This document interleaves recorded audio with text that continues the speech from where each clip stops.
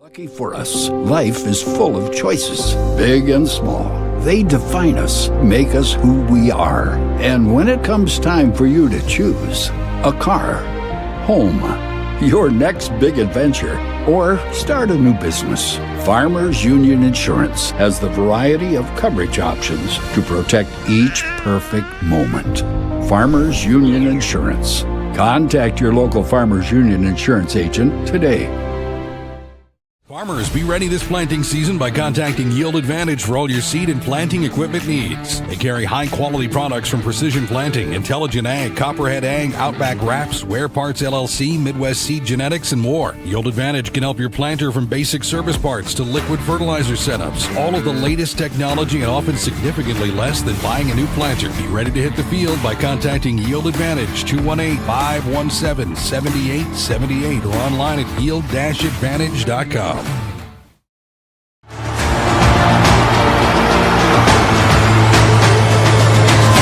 Johnson with the home run just about to straightaway center field.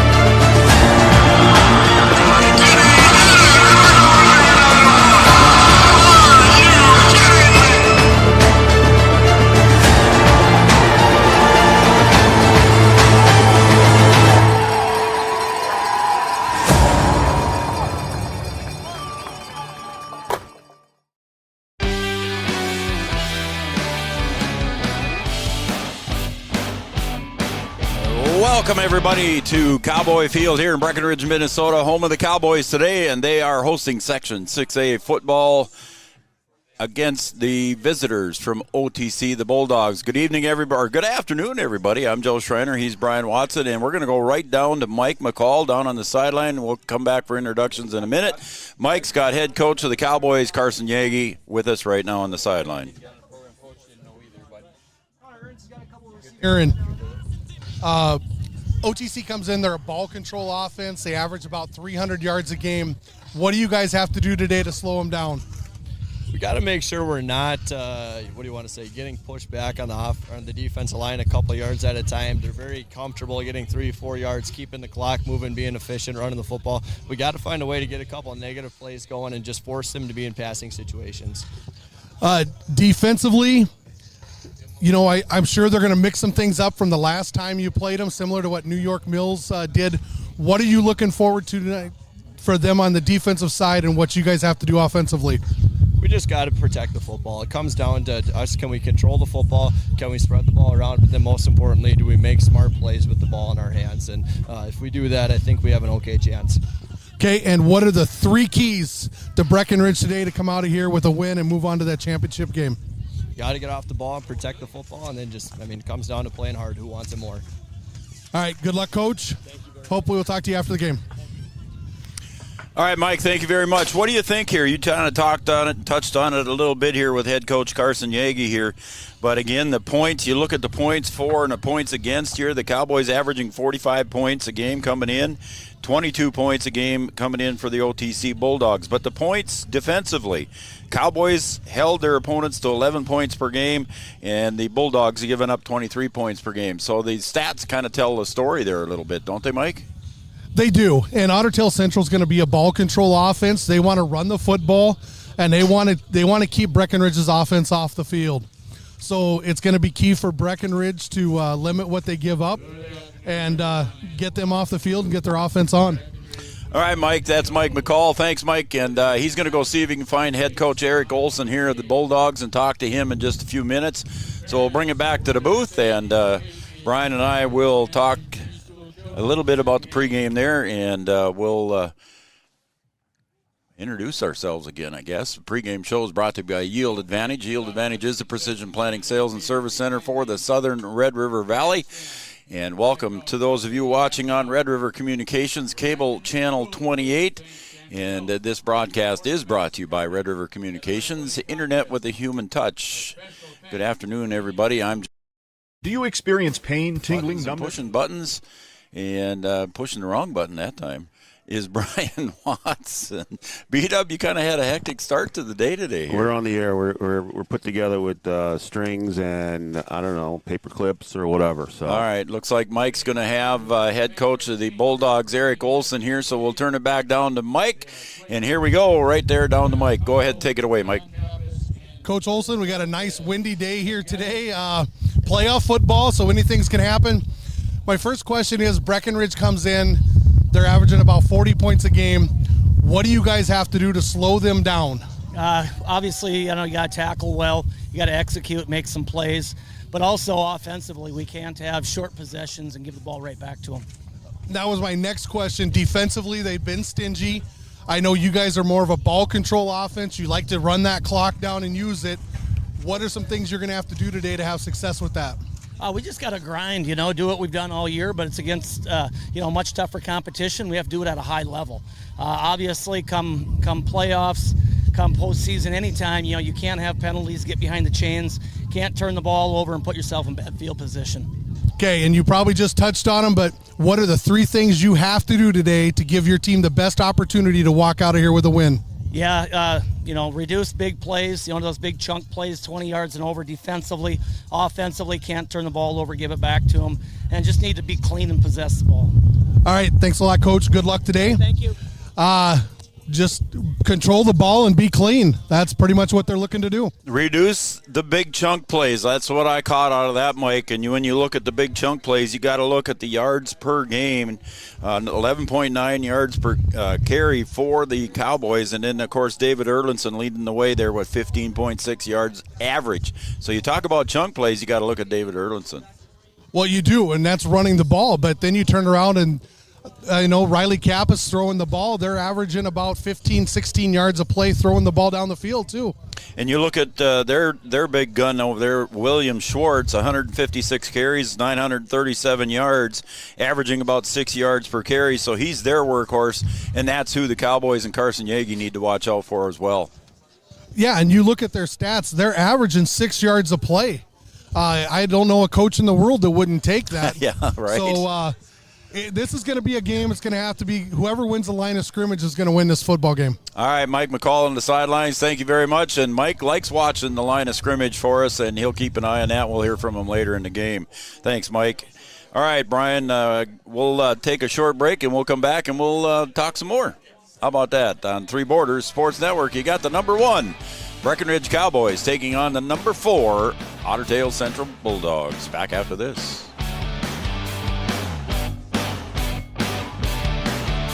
Burning in the hands and feet? Does your balance feel off? Tired of sleepless nights? You may suffer from neuropathy. Dr. Andrea may be able to help. Neuropathy is a serious disease where nerves begin to break down, leading to balance problems and other complications. Our program addresses the causes, not just the symptoms. See if you qualify for our neuropathy program at Hornstein Family Chiropractic. Schedule a consult with Dr. Andrea at Hornstein Family Chiropractic, 701-672-1300. Hornstein Family Chiropractic, where chiropractic care is a family affair. The folks at Tyler Farm Supply understand that farming is hard work, and that's why they only offer durable and reliable short-line farm equipment that you can depend on.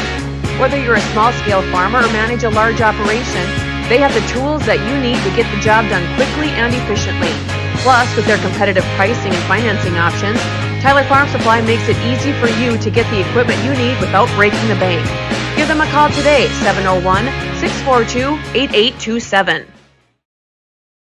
When challenging conditions arise, we don't back down. We up our game. We outpace the competition. Keep you ahead of adversity. We keep you equipped and bring you solutions that hit close to home. Channel leads the field so you can rise above. See how at channel.com/rise.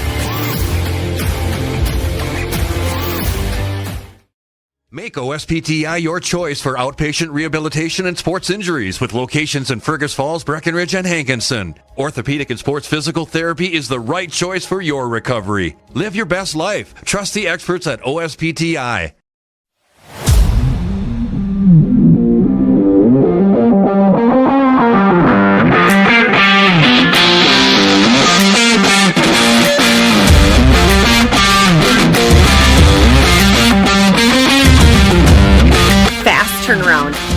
designs, and so many options.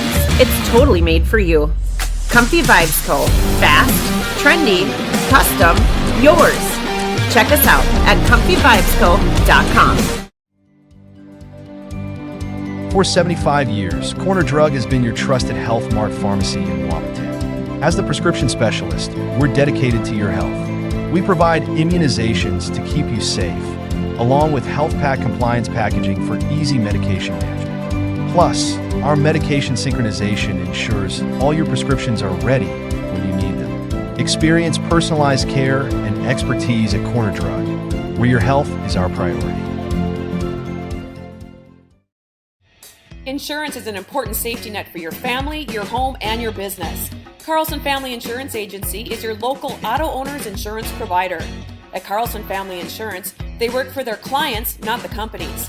Customer service and satisfaction is their #1 goal. Give Carlson Family Insurance a call for all of your personal, farm, business, and crop insurance needs. 701-672-6002 or at cfiagency.com. Carlson Family Insurance, your auto owner's insurance agent.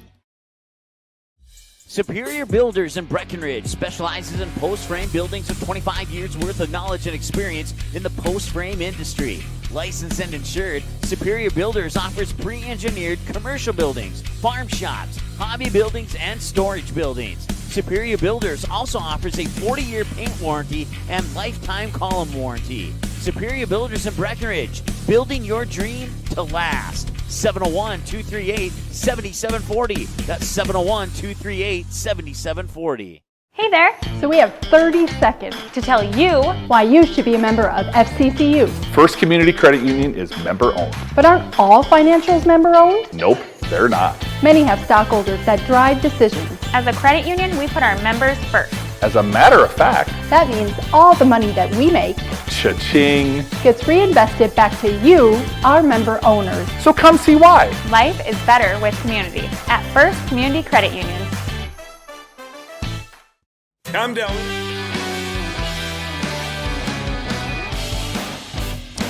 Welcome back to our Yield Advantage pregame show. Yield Advantage is a precision planting sales and service center for the southern Red River Valley. I'm Joe Schreiner. He's Brian Watson. We got Camden Yards Kelson up on the rooftop up there in the breeze, handling both cameras today. He's got 2 cameras for duty. Do we have to pay him extra for that? No. I hope not. No. He might not know that, but... Well, don't tell him.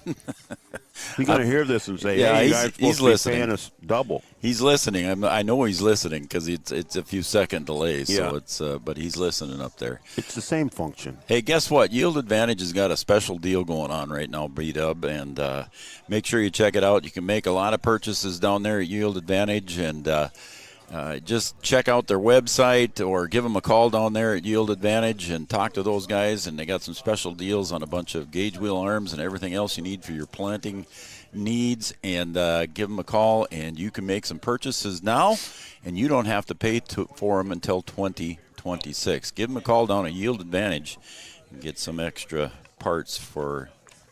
What's wrong with my 2 arms? What I need a gauge wheel arm for? You need a gauge I got wheel 2 arm. arms. A gauge wheel arm on a planter is very important. Okay. I'll take your word for it. You're the farmer. It controls the depth of the seed, man.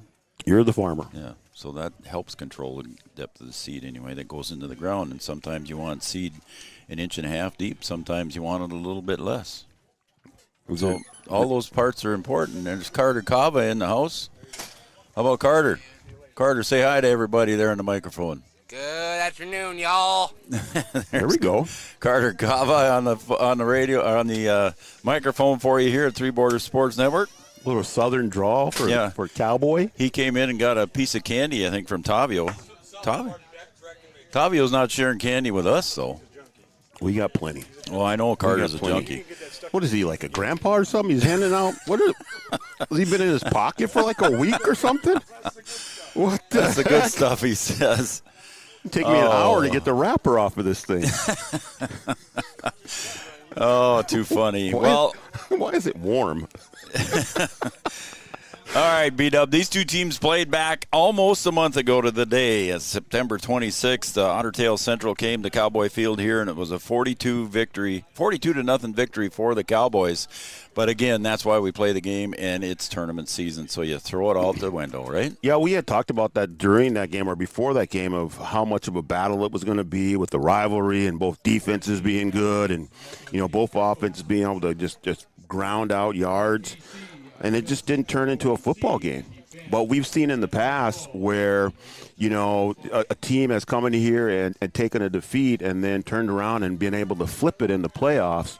So it'll be, like you said, throw the records out the window. I think the Cowboys will, kind of be on guard a little bit because of what's happened in the past and, maybe be a little more focused based on the history of what's happened in this particular game and the way that teams have been able to flip it a couple times. So I think the Cowboys are going to be ready to play.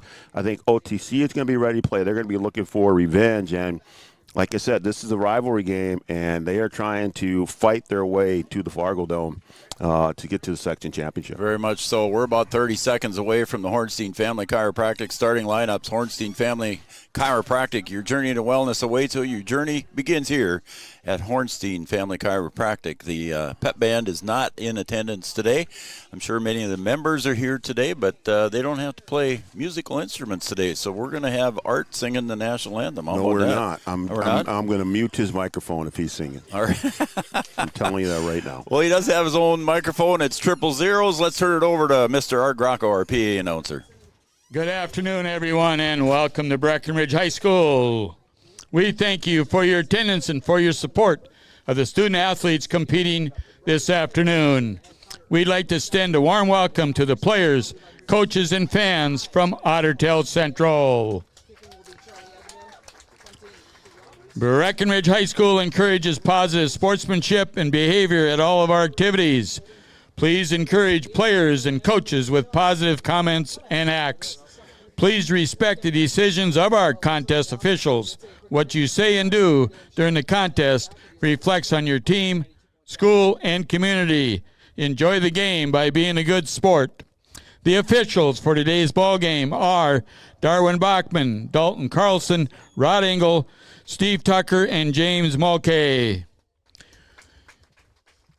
Ladies and gentlemen, at this time, we ask everybody to please rise, remove your cap or hat, face the flag on the north end of the football field as we honor America and our veterans, both past and present, with the playing of the national anthem.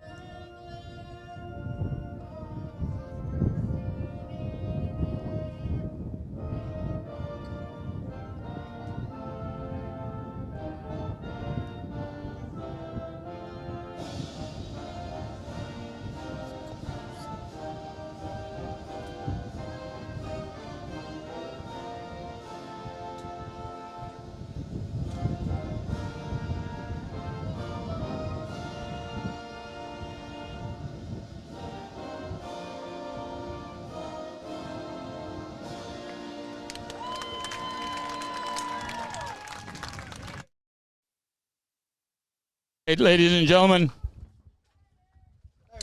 at this time, let's meet the participants. First, for the Ottertail Central Bulldogs, we're going to introduce their starting defensive unit. At defensive line, a junior, number 57, Billy Durbin. At defensive line, a senior, number 68, Josh Larson. At defensive line, a senior, number 81, William Schwartz. At defensive line, a senior, number 77, Jack Thormanson. At linebacker, a junior, number 4, Tristan Logre. At linebacker, a senior, number 22, Tayden Soma. At linebacker, a sophomore, number 25, Reese Christensen.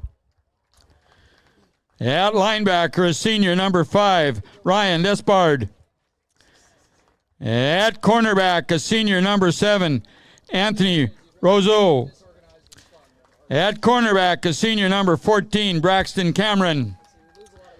And at safety, a junior, number 9, Eric Stans. Coaches, Eric Olson, Ryan Emter, Dana Dam, Caleb Horn, and Ross Eckelberg. And now, the defensive starting units for your Breckenridge Cowboys. At defensive end, a senior, number 51, Kai McDonald. At defensive end, a senior, number 5, Levi Christensen.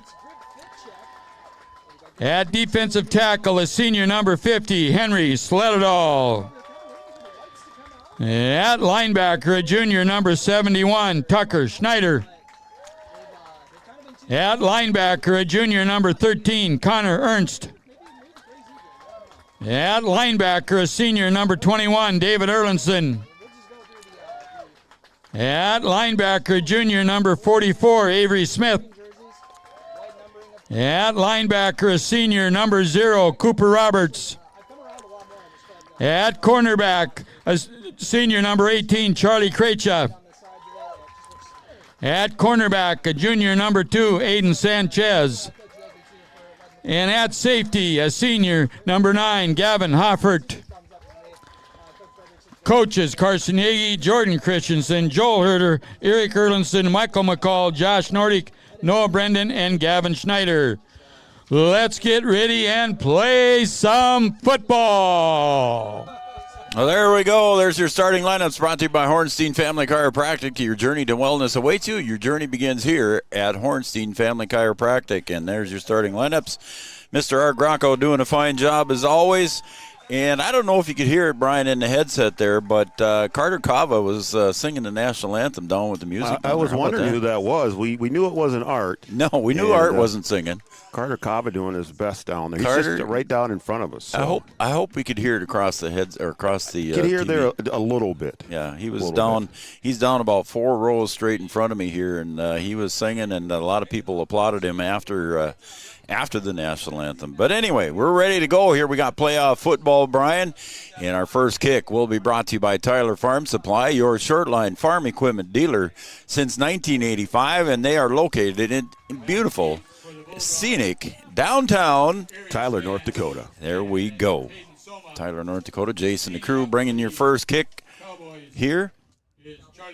And we got a good windy day. It's a nice temperature-wise, Brian. But earlier, I looked at my phone. It was winds out of the south at about 20 miles an hour, and I'm sure the gusts are higher than that. Well, you could see it on the flag during the national anthem. It's blowing pretty hard, and no heater today. 60, yeah. I like that. 60 degrees. It says 59. We'll call it 60. 60 degrees. Is McCall in shorts down there? He is. Yeah. Shorts, flip-flops probably. And a big kick here by Eggeman's going to sail out of the end zone. How about that with the wind? Charlie Eggeman sending it way down the field, and it'll be 1st and 10 at the Bulldogs' own 20-yard line. Had the wind at his back. I think he could have probably hit that half speed or half power, and that thing would have sailed through the back of the end zone. Pretty cool kick there by Charlie, and that first kick was brought to you by Tyler Farm Supply, your short-line farm equipment dealer since 1985. So it's 1st and 10 for the Bulldogs, and we might see a big dose of number 81. The running back for the Bulldogs is William Schwartz. He'll be in the backfield. He'll line up behind the quarterback Braxton Cameron. Well, the Bulldogs average 6 yards a carry. That's a big chunk. Cameron looking over the defense. He'll turn around and hand it off to Schwartz, and he might get 1 yard, if that, Brian. So the Cowboys' defense was ready for that one. Yeah, just bottled up right away. And the Cowboys like to send as many as they can to the ball. and a bunch of Cowboys there right after the initial hit. And Mike McCall down on the sidelines there. He's watching that one right there from the same spot. And it is a 1-yard gain for Schwartz, averaging about 6 yards per carry. He carried the ball a lot. He carried the ball about twice as many times as Erlinson on the other side of the ball. So same formation, nobody split out wide. Schwartz behind Cameron. Cameron turns around, hands it again to Schwartz. A dive right back up the middle. And a big tush push there almost on Schwartz, and it'll be a carry of about 4 or 5 yards. Look at that, just moving the pile. Once he hits the pile, his legs continue to turn and able to pick up a decent gain there. It's going to be third and about 3 or 4. Well, he averages 6 yards, Brian. He got about 5 on that one, and you're right. It's 3rd and 3. Long 3, we'll call it. Just a big push after the contact. He's just moving the whole pile himself. So it'll be 3rd and 3 here. We're at about 10 minutes and 34 seconds and counting here. I'll try to give the time left here as often as I can. Again, the same formation. Tried to get the Cowboys to jump on that one, get the freebie, but they don't. And the dive up the middle, and I don't think they're going to make it. He didn't get much there, maybe a yard. And now a big call here for Coach Olson and the Bulldogs. It's going to be 4th down and a long 1, a short 2. They got to get to the 30-yard line right on the button, and I'm going to say it's a 1 yard. Yeah, 1 yard, long 1 is we'll call it. I think there'll be another long count here. I don't know if you want to give the Cowboys the football back here with great field position. Yeah, this is a tough call here for Coach Olson. Watch the lines on both squads here as they may or may not try to draw the Cowboys offside. They've gone up the middle every play here so far. See if they try and get outside. Schwartz has been gun. He's been handling it all 3 times. Might just be a quarterback sneak. Nope, they go to Schwartz, and the second effort is going to get him the first down. And it'll be first down for the Bulldogs at about the 32-yard line. Yeah, that's a good piece of short yardage running right there. He hit the pile and then was able to bounce out and bounce around the pile to pick up the first down. So 1st and 10 for the Bulldogs at the 32-yard line. Second effort. I think initially, I don't think he had it. Yeah, no, initially on the initial contact he didn't, and then no one really wrapped him up. He was just into the pile and then just was able to bounce outside to pick up a couple yards for the first down. Henry slid it all down there in the bottom, and Kai McDonald with him as well. Also Levi Christensen. 1st and 10 now at the 32-yard line for the Bulldogs. 4 carries by Schwartz so far, and this time it's 5, and he'll go off the left side. This time he lined up to the right of Cameron, and he gets it forward, gain of maybe 1 or 2, so similar to the first series. Yeah, just trying to stay within the tackles and see if you can pick up the yardage right in the trenches. Nothing outside yet. Avery Smith moving in there to make the tackle as well. So it'll be 2nd and 8 here. Very similar. Got a 2-yard gain here. The Bulldogs will put it in the air. They average 14.5 yards per pass play. That's pretty good. That's a great chunk right there. They have not thrown the ball yet. They have not spread anybody out wide yet. In the slot is Reese Christensen on the near side. Cameron under center. Again, hands it a ball off. This time he'll hand it off to the other running back, Taden Soma. And he maybe gets 1, and it'll be 3rd and long here now for the Bulldogs. Now let's see if they get out of the script here and either try and put it in the air, a little play action, and maybe get outside. Go to the wide side of the field here. Assistant coach Josh Nordic signaling the defensive plays. We had him on our last coaches show, and Josh, pretty good interview. Yeah, he was. Trying to teach you a couple things. Yeah, he was. That's hard to do, but he was working on it. He likes a whiteboard. Yeah, well, here we go again. Here we go with that. 3rd and a long 6 here for the Bulldogs. Ball at about the 36-yard line. Schwartz lined up behind Cameron. Again, long signal. He'll turn and give it to Cameron straight back up. No, he didn't either. He kept it and come on at the outside. Good play there by Cameron. It's close to a first down. We'll see how they mark it. I believe it is a first, Brian. Yeah, there it is. He faked me out. Yep, a little play action there. That's what they had ran the whole series. Yep. And then finally get the play action and get to the outside. Yep, faked me out and a couple Cowboys, too, as they went after Schwartz again. And not only that, they go to the short side of the field. Yes. You know, a lot of times you see them go to the wide side so you could try and get really outside there, but a great piece of running and a good play call. So 2 first downs here for the Bulldogs, and they're keeping the clock running here already, Brian. It looks like we're down to 6:40 to go here in the first. So the Bulldogs trying to just churn this clock down and just keep it on the ground. Your best defense is a good offense that keeps right. the clock. Keep it away from the high-powered offense of the Cowboys. Absolutely. Cameron under center again. Turns around, and he does hand it off, this time again to Schwartz. Gang tackling there by the Cowboys. Looks like Henry Sledadall getting off the bottom of the pile. And again, 2nd and 8.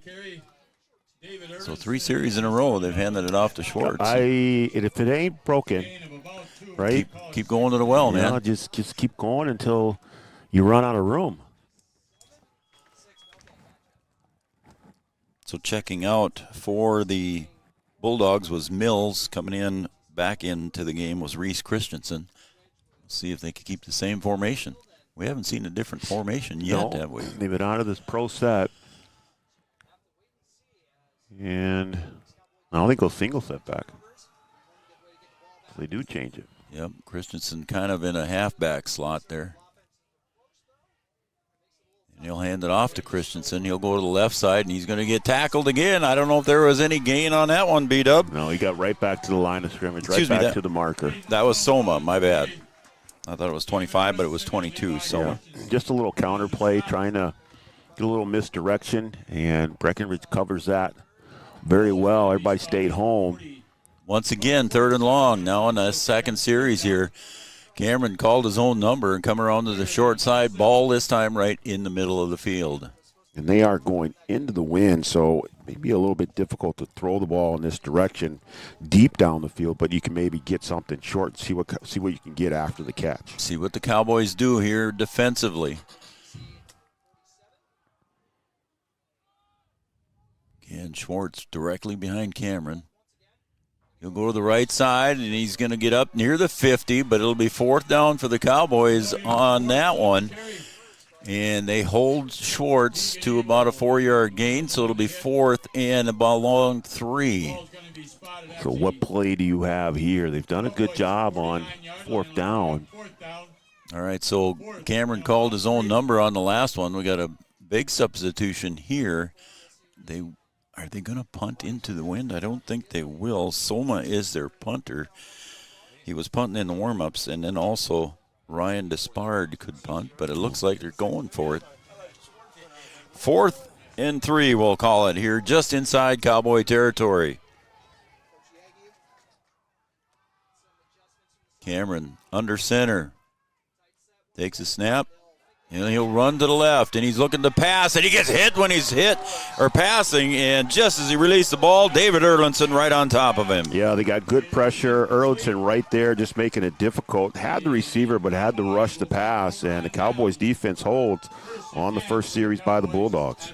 So a couple of first downs for the Bulldogs, but the Cowboys defense holds, and they'll take over right in good field position. Brian, you mentioned it earlier, taking over in good field position, and with these weapons, we'll see what the Cowboys can do. 1st and 10 at their own 49. Yeah, now is going to be the test here to see if the Bulldogs can slow down this offense. Cowboys did a good job on their defensive stand. We'll see what the Bulldogs have. Kappas calls is a direct snap to Erlinson. He'll get forward, gets about 4, maybe 5.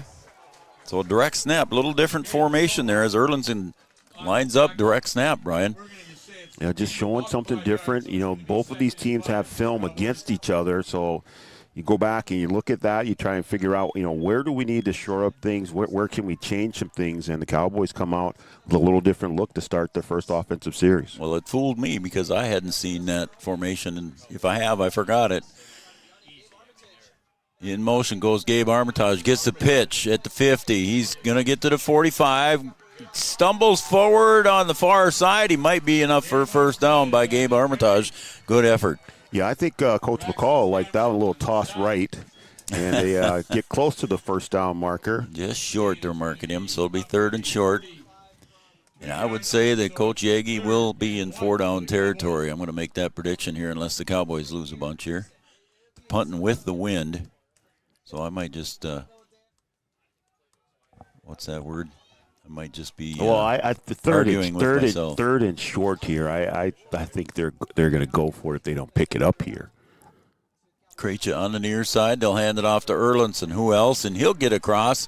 Makes the first down, but he gets carried forward. About 4 or 5 yard gain. It'll be 1st and 10 for the Cowboys. Yeah, just a good patient bit of running right there. Not hitting the hole right away. Kind of stutter stepping, kind of see where the hole is, and then able to pick up the first down easily.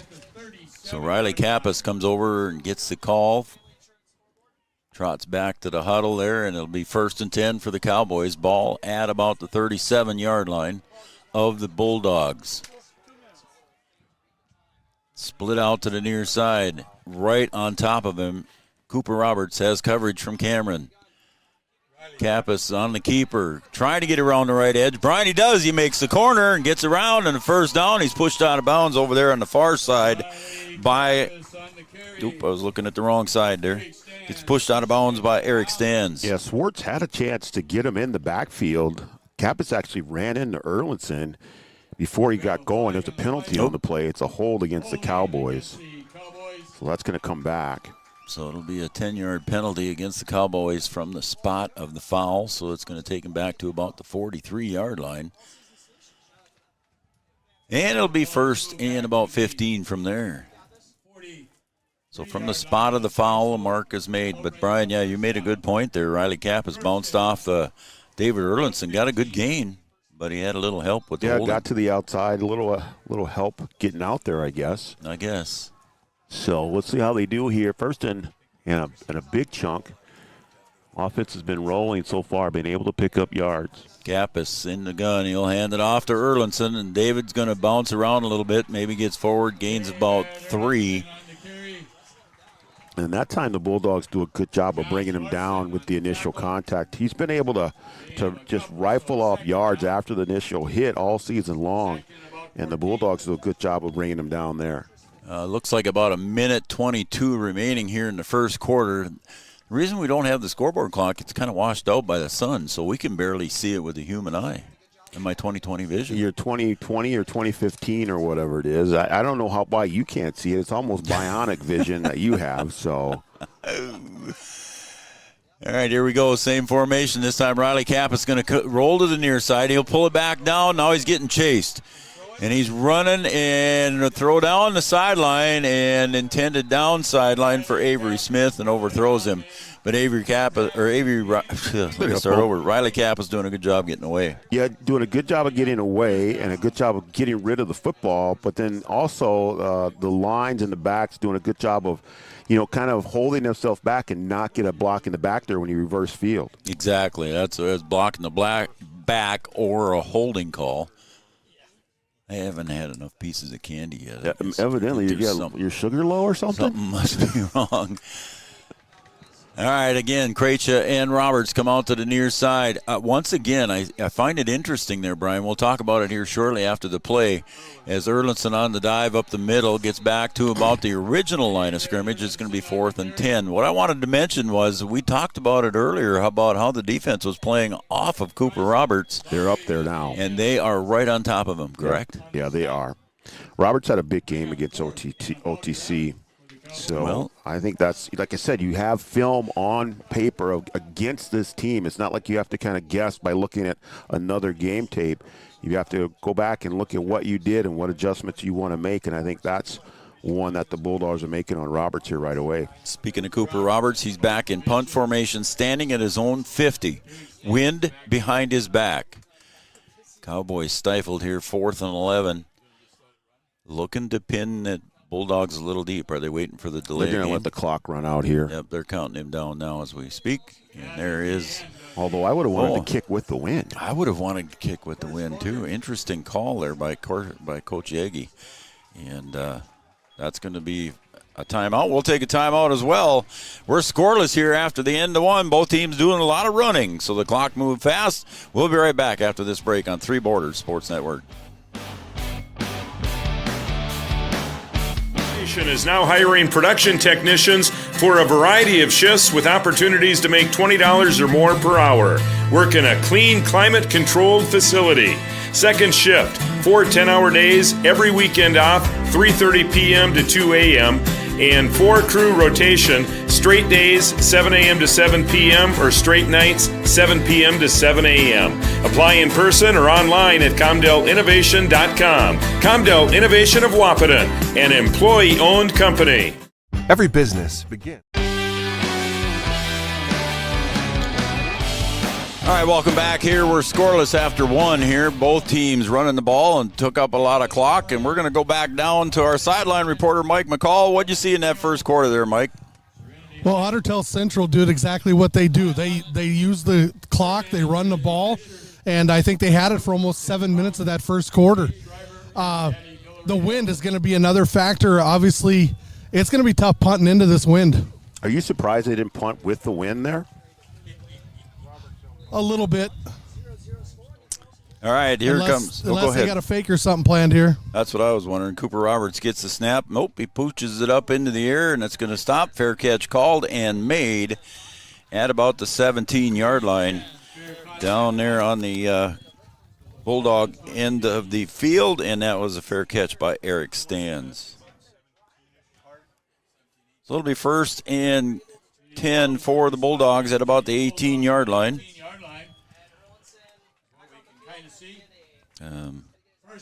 There we go. Looks like we got it marked correctly. Again, it was kind of interesting there that kick was not with the wind. The only other, it's still he can control it a little bit better. I mean, it was a decent kick that it forces them into a fair catch and really get the ball, shy of the 20. So it paid off. Once again, Cameron under center, same formation. He'll turn around, and he's going to keep it on his own. He's going to try and get around the right edge. Cowboys with good pursuit. Maybe no gain on the play, maybe a yard or two. I have to kind of look out the window here, the door. Oh, I suppose. Sorry, man. You can come over here. I'll stay away. No, I'm good. Looks like a gain of about 2 on that. So, again, Cowboys on first down, limiting the Bulldogs to 1 or 2 yards per carry. In that first quarter, Brian, we kicked off about 2 o'clock exactly. In 19 minutes, we were done with the first quarter. A little different when you don't throw the ball. Yeah. Or penalties. I think we only had one penalty. One penalty there. Again, Schwartz lines up behind Cameron. 10 seconds on the play clock, and Cameron goes under. That might be a little MO here that they're doing here. And this time the handoff does not go to Schwartz. It goes to... Let's see if Soma on the play. On the carry was Tayden Soma. Both coaches were concerned about the running game for both teams, and Soma averaging for the Bulldogs, he's averaging about 5.1 yards per carry. And this time, Schwartz alone in the backfield. We've got a wide receiver split out near side. And they're going to hand it off to Schwartz. He battles through a couple of tackles, but he gets up, carries it near the 25-yard line, and it's going to be 4th down. So a little field position here. Yeah. And now I think if you're the Bulldogs, you have to punt this ball. Yeah, I think the wind at your back. And Charlie Craich is going to go back deep to receive. Although the Cowboys have been dangerous with their return game, too, as well. Very well. And back to punt is Soma.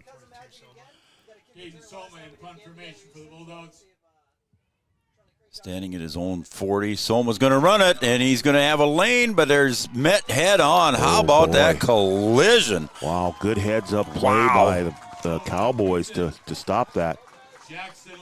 How about that tackle there by Jackson Lopez? I mean, that was just a head-on collision, and I'm glad to see Jackson got up from that one, D-Dub. And that was, well, Jackson kind of came off holding his arm there, but that was right at the marker, and Cowboys hold them short, and they'll take over in great field position. Maybe a bit of a stinger there. Looks like he's not going to the bench, so he'll be all right.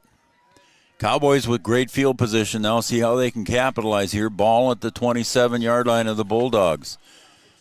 Armitage coming in for David. Nope, they're just communicating. They just needed another player on the field. Armitage back on the field. Kappas will put it in the belly of Erlinson coming around the right side, and there's going to be an ankle tackle there made at about the 25-yard line. And I believe getting up from that one on the tackle was Despard. Gain of about 1, so it's 2nd and 9 for the Cowboys. 2nd and 9 for the Cowboys. Ball at the 25-yard line. Both defenses doing pretty good in the first half here so far. How about Tara Klostrike? She's watching over in the hospital room there. Tara, get well soon. I'm sure she was watching the volleyball game last night, but I didn't hear from her. There goes Erlinson around the left side. He's across the 25, near the 20. He gets down inside the red zone. Ball close to a first down. And we got a player down, I think, for the Bulldogs. Getting up slow off of that one. And he's holding his right arm, maybe right shoulder. That's Christensen, I believe. Reese Christensen, number 25. Yeah, he was a big part of their offense there, too.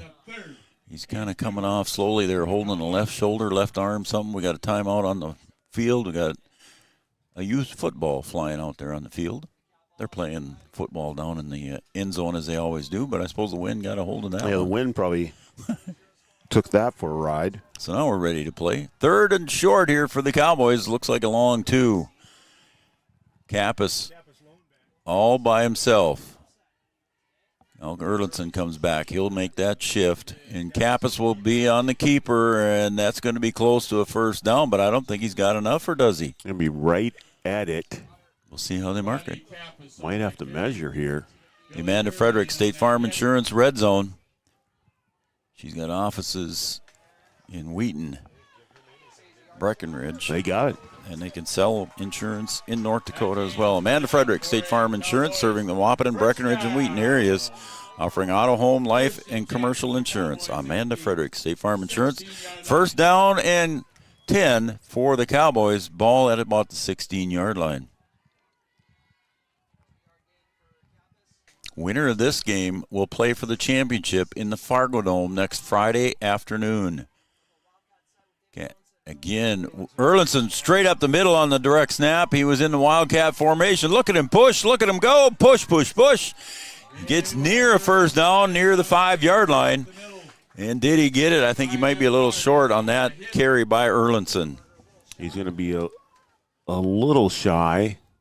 It's like about a yard, maybe? Not even a yard. Not there. even a yard. The yardstick and the first down marker, they're pretty darn close. Less than a yard. He'd take another one of those, they'd take him into the end zone if he could do that again. Yep. In the Amanda Frederick State Farm Insurance red zone. Cowboys looking to threaten here and score first in this game. Again, at 4th down. And again, Erlinson in the cat. He'll fake the handoff to Kappas. Goes off the left side this time, and he'll get pushed down over inside the 5. And Christensen back in on the play. Or no, that was Soma, excuse me. Keep thinking 22 and 25 mixed up. I got to get that straight in my head. Breckenridge changing things up a little bit. The Wildcat. With the Wildcat.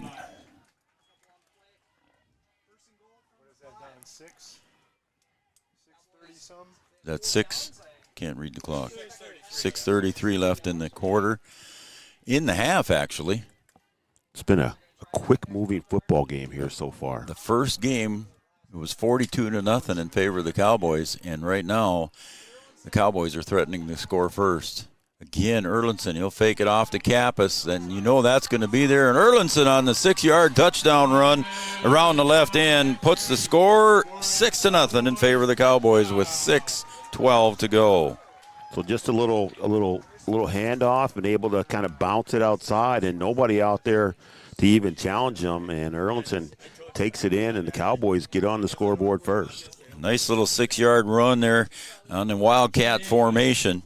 And again, Brian, it might come back to that 4th down effort here by the Bulldogs, and a failed attempt as Charlie Eggman on to kick the extra point, and he's into the wind, but that didn't matter. It's up and good, and the Eggman kick. So that will wrap up that one. The Cowboys make it 7-0 here, and we'll take it down to Mike McCall. Mike on the sidelines. Go ahead, Mike. What do you got? Well, it looks like Breck's offensive line is starting to take over here a little bit. Was a little surprised by the fake punt there with the wind to your back. Yeah, I was and your too. defense has been playing well. Make them go the whole field. Yeah, that's what we were wondering, too. That was a pretty gutsy call there by Coach Olson. I guess what do you got to lose, huh? Well, and that's it, too. But when we talked about the punt, not punting, Breckenridge not punting with the wind, you know, where they were at on the field, they're probably afraid they're going to kick it out the back of the end zone and maybe get a little deeper position punting into the wind. Correct, and that was a big call there by Coach Olson, and your result is 7 points here for the Cowboys as they strike at first with 6:12 to go in the second quarter. Fast-moving game, Mike, and again, the lines are doing well. Yeah, it is. This game is moving right along, and I had no trouble with the fake call. Okay. It looked like it was almost a hesitation before he took off, and if he'd have done it right away, he might have had a shot because he was only a couple yards short. Yeah, I thought maybe he was going to do one of those running kicks, but now we've got our Tyler Farm Supply kickoff here, and thanks, Mike, for that report, and we'll get back to you here at halftime or maybe before. So Eggman will line it up at the 40-yard line. He'll kick into the wind. Let's see if he kicks it low. Yep, he does, and it's a squibber going down the side, or the hash mark on the far side. And the Bulldogs will cover it up at the 30-yard line. So the Bulldogs will see if they can answer here. And Cowboys out to a lead here. And like you said, this half is just going by really fast. I know that the Bulldogs want to try and keep the ball away from Breckenridge. They've done a pretty good job of that. And Breckenridge is able to score, even though they haven't had the ball very much. Right, and the passing here for Cameron, he's averaging about 14.5 yards per catch. But I don't think they've tried to throw it here with the wind yet.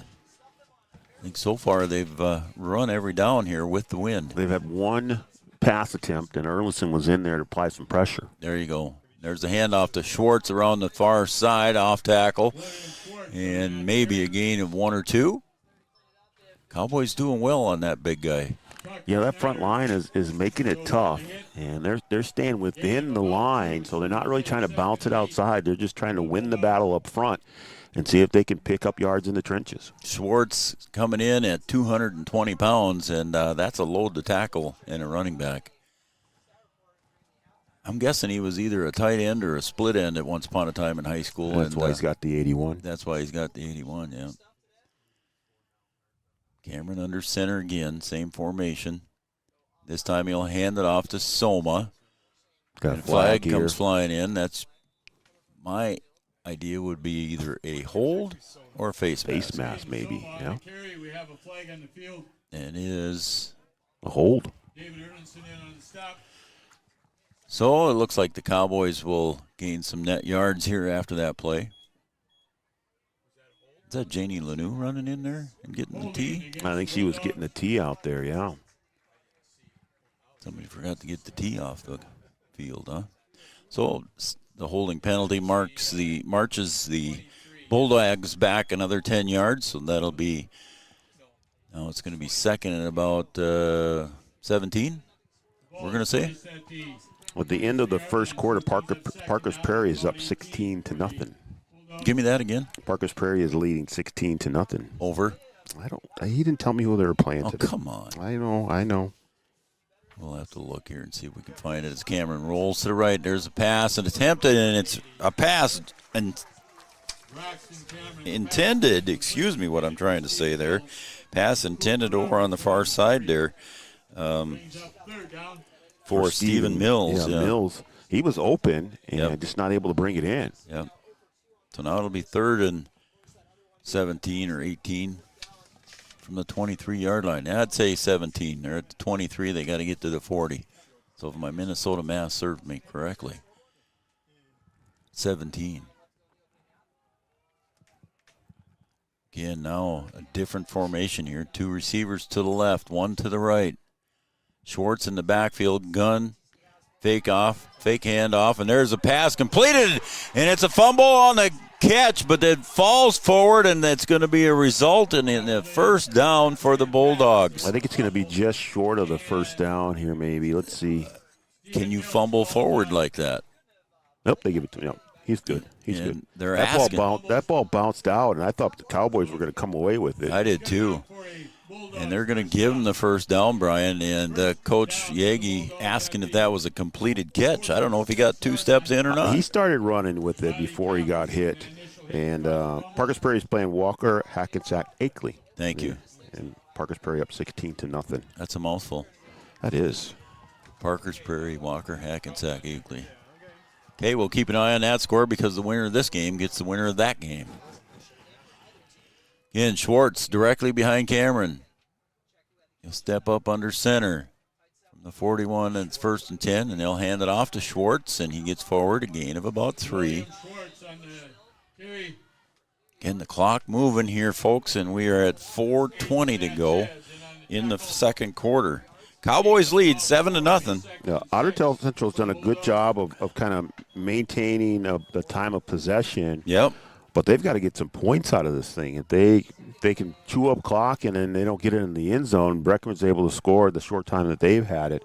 It just doesn't work in your favor. So they've got some positive yards. They're going to be second at about 6 or 7 here. As Cameron will step up under center again, taking his time, overlooking the defense. Hand goes up in the back, Judge, so that means the clock is less than 10 seconds. Handoff to Schwartz. Again, defensively, there the Cowboys holding Schwartz to a couple more yards. I think his longest run has been about 6 so far. 6 yards. They average 6 yards a carry. And just a short pickup there. Yep. Maybe a yard, maybe a yard and a half, so it's going to be 3rd and 5 now. 3:22 to go and counting. Different philosophy here. We'll talk to Mike McCall about that here when we come to our halftime show. Different philosophy here from OTC. They're coming up using the clock, and that means keeping the ball away. Yeah, you want to keep it away from a high-powered offense, and like you said, sometimes you keep it away from them, and you can play a little bit of defense on offense. Yep. And Schwartz going to go around the right side, and he's going to be near the first down. Cowboys push him backwards, but I think it's going to be 4th down and about a yard. So here we go, 4th and short again for the Bulldogs. Ooh, good spot there for him. 4th and half a football. Well, they got to get on the other side of the 45. Other side of the 45. So about a football length on the other side of the 45. You can see the ball there in Camden Yards. Kelson's shot. Studio 22 Design shoutout line is open, 640-2619, 701-640-2619 is the Studio 22 Design shoutout line. It looks like we're going to wait for a timeout here, I'm guessing, as soon as the clock winds down again. 10-second signal comes up. See when he starts counting. 5, 4, 3, 2, and the timeout is called with 2:01 on the clock, huh?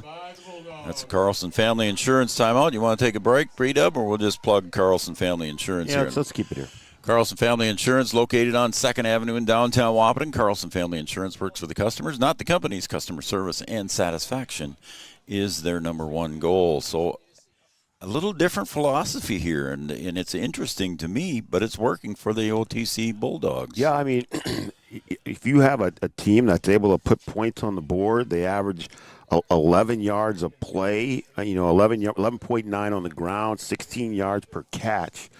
I don't think you want them to have the football. Yeah, you want to keep it away from Riley Kappas and David Erlinson and all the weapons.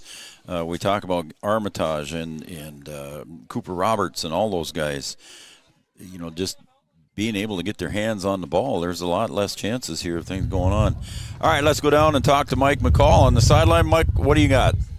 Well, you were talking about philosophy, and like we said earlier, this is what Ottertail Central does. They just want to control the ball. They want to limit the number of chances Breckenridge has with the ball.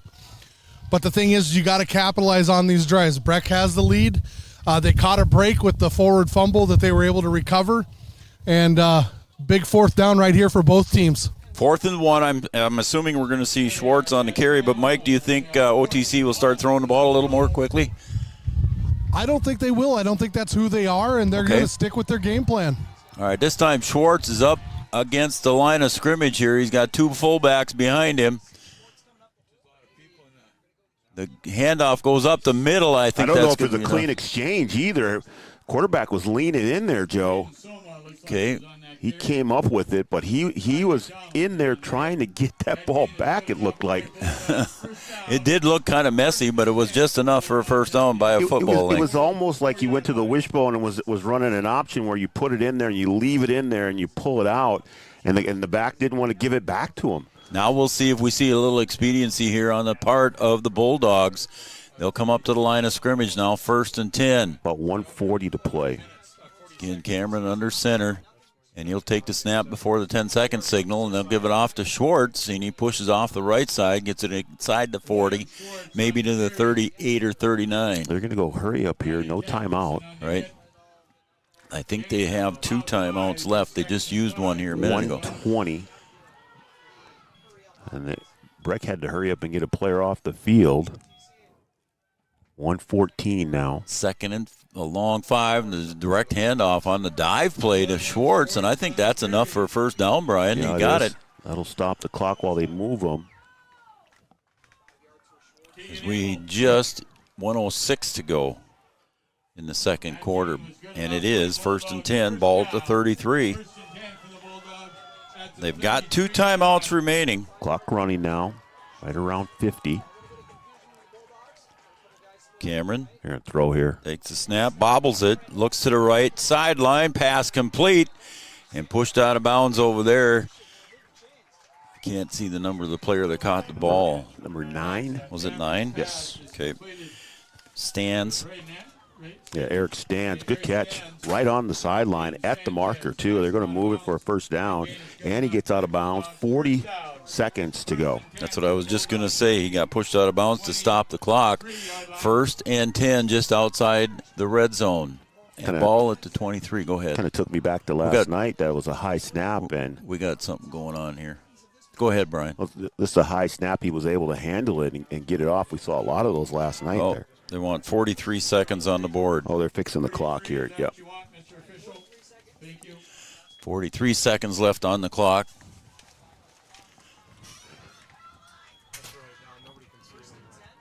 First and 10 here for the Cowboys. They put 43 seconds back on the clock here in the first half.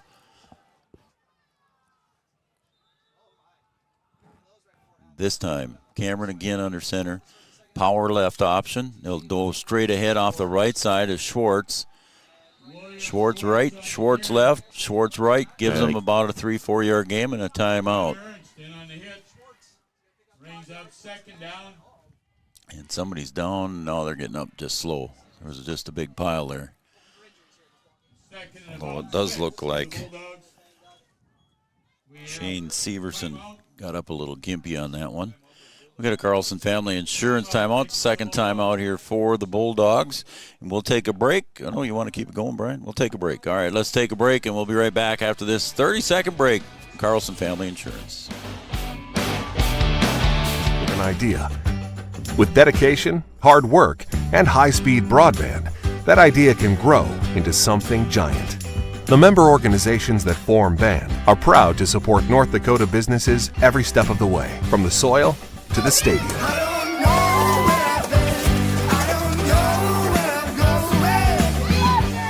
The Broadband Association of North Dakota, helping North Dakotans grow bright ideas into big business.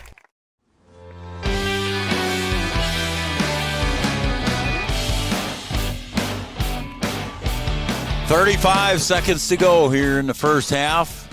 OTC threatening here. They're inside the Amanda Frederick State Farm Insurance Red Zone. Amanda Frederick serving the Wahpeton, Breckenridge, Wheaton areas, offering auto, home, life, and commercial insurances. Second and about 6 here, B-Dub. So it's been a heavy dose of Schwartz right and Schwartz left. Yeah, 35 seconds to go in the half, and the Bulldogs need points here. This time a little different formation again as Stans split out wide to the left. And put in the air again. 2nd and 6. Snap. Cameron drops back 2 steps, floats one off, flag on the play, and a good job defending. Oh, and they're going to call Sanchez. These are going to be offsetting. Yep. They're going to call Sanchez for the penalty, but I believe there's also a hold penalty. So 2 flags on the play. Pick them up and redo it here. Yep. Well, we got another one. A lot of laundry out there. 31 seconds left on the clock. So let's sort this all out. Okay. Here comes the white hat. They're going to say an illegal block here the way it looks. Yep. Chop block. Against the offense. Holding against the defense. Yeah, redo it. Just pretend it never happened. It just took 4 seconds off the clock. You didn't see that, okay? I didn't you see You didn't see anything that happened out there. No. Here we go. What's the last Sioux thing? Let's do it again. When he does the last Sioux. Going to replay it. Let's go. Okay. All right. I don't know if I've ever seen a referee do that. Either that or we went to a football game and a rodeo broke out. I'm not sure. Oh, my. Our Studio 22 design shout-out line is open. We'll get you at halftime. Give us a shout-out, 701-640-2619. Cameron in the gun this time. Schwartz right beside him. 3 receivers to the left. Here it comes to the near side. Pass intended. Picked off by Riley Kappas. Breaks 1 tackle, 1 man to beat. Is he going to do it? He breaks 1 more tackle. Here comes Cameron, and Cameron will wrap him up inside Bulldog territory. So the Cowboy defense coming up on the tip pass. The one thing that the Bulldogs could not have happen is to turn that thing over down there. And the Bulldogs had it. It tipped off the Bulldogs receiver and then went into Kappas' hands. Whew. And the Cowboys able to capitalize on the turnover. And that is they dodged a big bullet there. Sure did. With the Bulldogs about ready to go in to score just before half. 19 seconds left on the clock. I want to thank Tavio Hopkins for helping me spot some of these things here. Tough to see the clock and a quick look that we had. It's 19 seconds. 3 timeouts, I believe, the Cowboys have yet. So here they come to the line of scrimmage. And Cooper Roberts down here. You would like to add something to this score here if you can. And they're handed off to Erlinson on the sweep, going to the left. Look at him go. We're on the left side. Breaks the 30, the 40, the 40 and the 30, and he's down near the 20. And there is a first down inside the Amanda Frederick State Farm Insurance Red Zone. I believe they're inside the 20, are they not? They are. Barely. Yeah, they're inside. So inside the 20, we'll say the 19-yard line. 11 seconds. And the clock running now. No timeout? No timeout? Yep, there's Jordan yelling timeout. Wow. Yeah, they forgot the clock was going to start after that, but I think they're going to put some time back on. Yeah, that's unfortunate there. I don't know if he asked for the timeout, prior to them getting the ball set, and nobody. 11 seconds, that you want? Yeah, they're going to put it back on.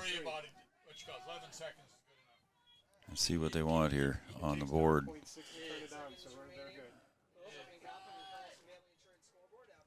So I think they're putting 11 seconds back on. Didn't the Cowboys take a timeout there? He went out of bounds. That's what it was. Yeah, he was out of bounds. Okay, so the clock should have never started then. Yeah, worry about your kid running around all over the damn place. All right, here we go. 1st and 10.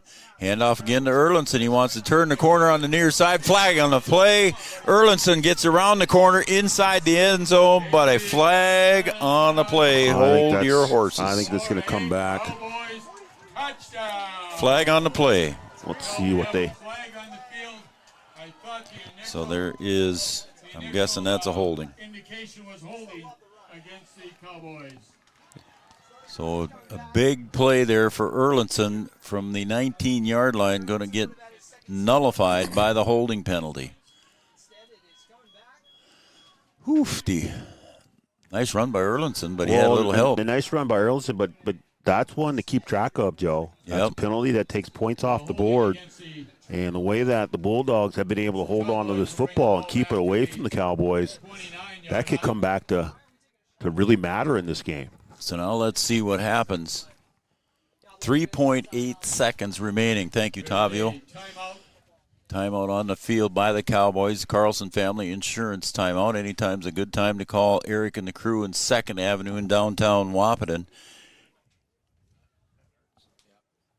Customer service and satisfaction is their number one goal. I want to thank all of our other sponsors too, Brian. As long as I got a chance here, Giant Seeds and Snacks are also our Coaches Show sponsor. And also we're going to take it down to Mike McCall on the sideline. Mike, what'd you see? What do you got? Well, I did not see the hold. I was watching him go into the end zone. I know the flag came late, but I don't know. I didn't see the hold there. That's a tough one. That takes points off the board here. If the Cowboys aren't able to get in the end zone, that could really come back to play in this game. It could. The bonus is Breck is going to get the ball to start the second half. If the wind was down a little bit, I think we'd see him try a field goal here, but I agree. I don't think we can into this win. Yep, and you mentioned possible field goal, Brian. The section record here of 40 yards is the longest field goal in the section, and Charlie Eggman has a 39-yarder to his credit. So he just missed the section record by 1 yard. Wow. It's a good weapon to have, that's for sure. But I don't think we're going to see him into the wind here. With 3.8 seconds to go, Riley Kappas, he's got Erlinson directly behind him, fakes the handoff. Riley going to look down toward the end zone. Oh, and it was almost deflected there by Soma. Went into the hands of Cooper, and Cooper bobbled it, and that, I believe, is the final play of the half. We got a flag. We have a flag on the play, yeah. too. So another flag on the play. Everybody stops, and it looks like we might be coming back. That's in the area holding, though. Oh, yeah, it is. Yep, so it's a holding against the Cowboys, and that'll end the half. How about that? It's a 7-0 lead here for the Cowboys. We're going to take a OSPTI halftime break, and we'll be right back. Cowboys 7, the OTC Bulldogs 0. We're in a Bulldog fight here, boys. Having the right insurance team will change the way you view insurance. Hi, this is Amanda from State Farm. My staff and I believe insurance is a tool that can help you plan for what can go wrong so you can focus and invest in what can go right. Amanda and her team are dedicated to serving you and the community. They are local, committed, and a trusted insurance team.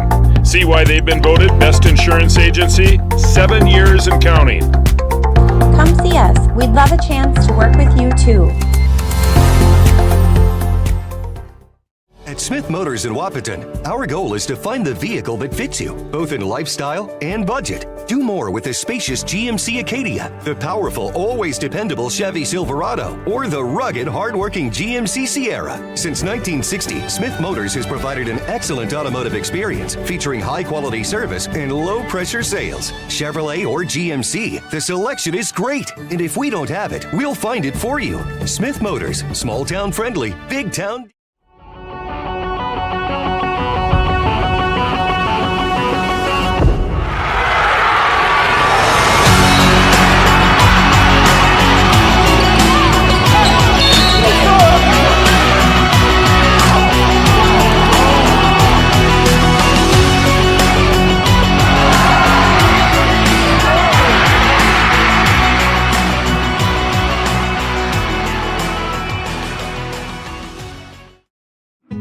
Getting you back to what you love. We are Optimum Rehab. For over a decade, Dr. Tony Eggeman has provided physical therapy services for the people of Wahpeton, Breckenridge, and surrounding communities. We're a small practice that sees our patients as individuals. Through hands-on techniques, our patients have their treatment plans tailored to their exact needs. Sprains, sore muscles, back pain, achy joints, rehab following surgery, you name it. Optimum Rehab is your answer. When you need exceptional physical therapy, you need Optimum Rehab. We know switching banks takes time. But what if we told you that at Bell Bank, we have a team that knows you by name? Worth it. Or real people that answer the phone within 22 seconds. Worth it. A bank that you can trust that will never hit you with sneaky fees? It's so worth it. Switch and see why Bell Bank is worth it. Bell Bank, member FDIC.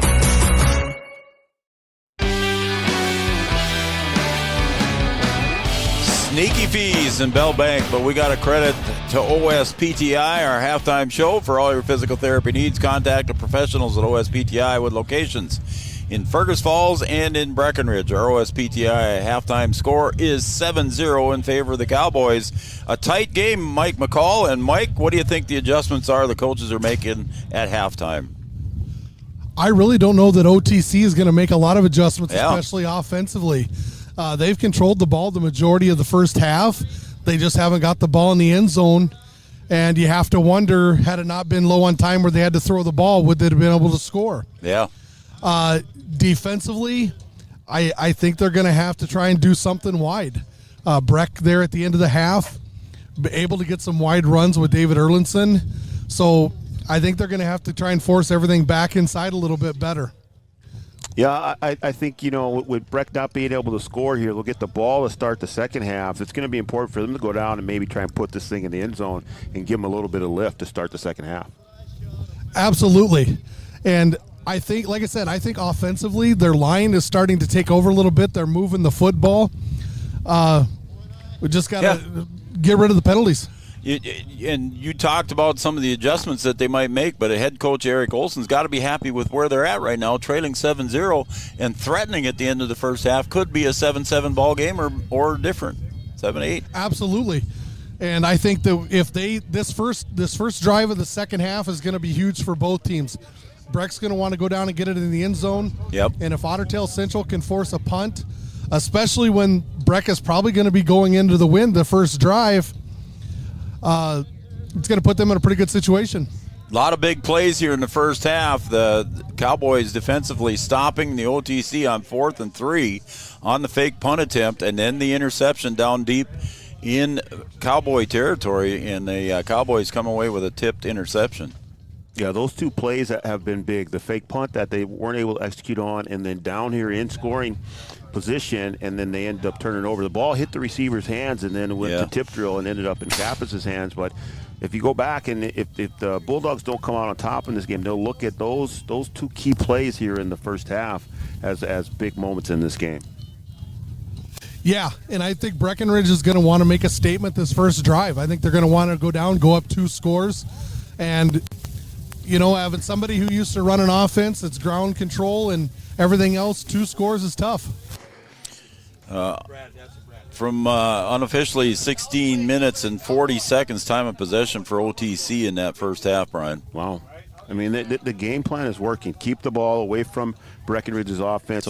Let's see if we can, take down the field, see if we can get in the end zone. They've had some opportunities, but they're going to have to punch this thing in. Yep. And like Coach McCall said, this first drive for Breckenridge to start the second half can be big for both teams. All right, Mike, and then that's almost 2-1 minutes of time possession here for OTC versus Breckenridge. 2-1 almost, if my Minnesota math serves me. And that's what they want. Yep. Breckenridge, they had the first drive they had to punt, and their second drive they had on a short field.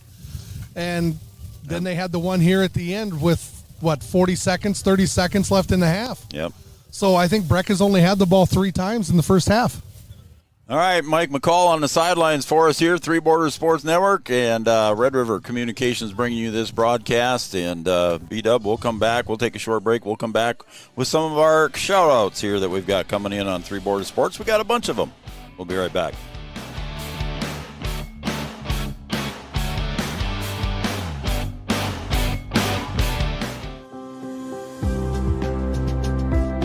Minn Kota Ag Products has helped farmers with all their agricultural needs as the farming industry has expanded.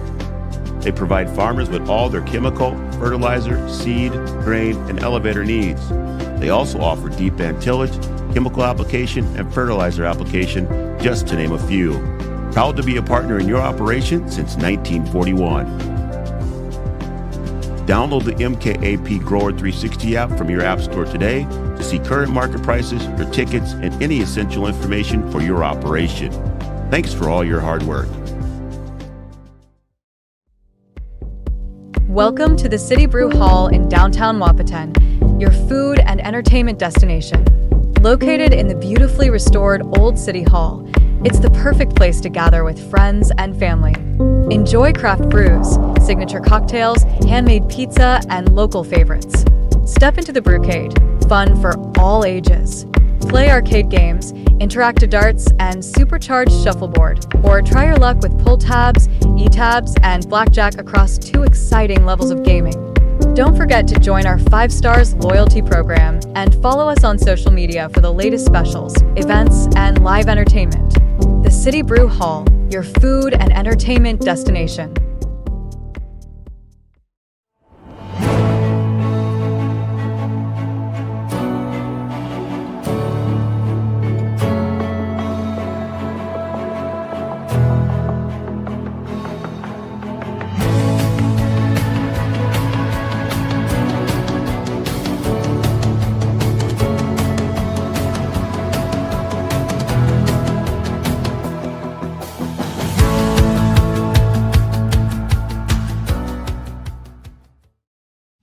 Since 1987, Red River Valley and Western Railroad has served North Dakota and Minnesota with over 500 miles of track. Red River Valley and Western handles shipping, freight car repair, storage options, and now transload services. With over 30 years of experience in the railroad industry, they know dependable service is what you strive for. Red River Valley and Western is proud to be a part of the community since 1987. What does primary care mean to us? At Sanford Health, it means being there when and where you need it most. It means building a relationship, because when a provider really knows you, they can deliver the best care for every aspect of your health and your life. So what does primary care mean for you? It means understanding your health for today and for where you're headed next.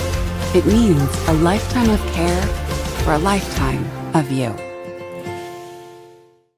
No matter what time of year, a farmer's relationship with Red River Grain Hefty Seed never changes. Red River Grain Hefty Seed works shoulder to shoulder with area farmers to attain the highest possible profit for you. Red River Grain Hefty Seed has been saving farmers money for years. For all your grain and agronomy needs, stop in or call the friendly staff at 643-3738. Or visit them online at redrivergrain.com. Give them the freedom to grow with the peace of mind of security and safety. Let me do my thing. So get ready, get up, get ready, yeah. America's Best checking for students from Bell Bank makes it easy to let them do their thing. It's what it's all about. Visit www.bell.bank/student-checking to learn more. Or stop into a branch near you to open an account today. Let me do my thing. Bell Bank, member FDIC.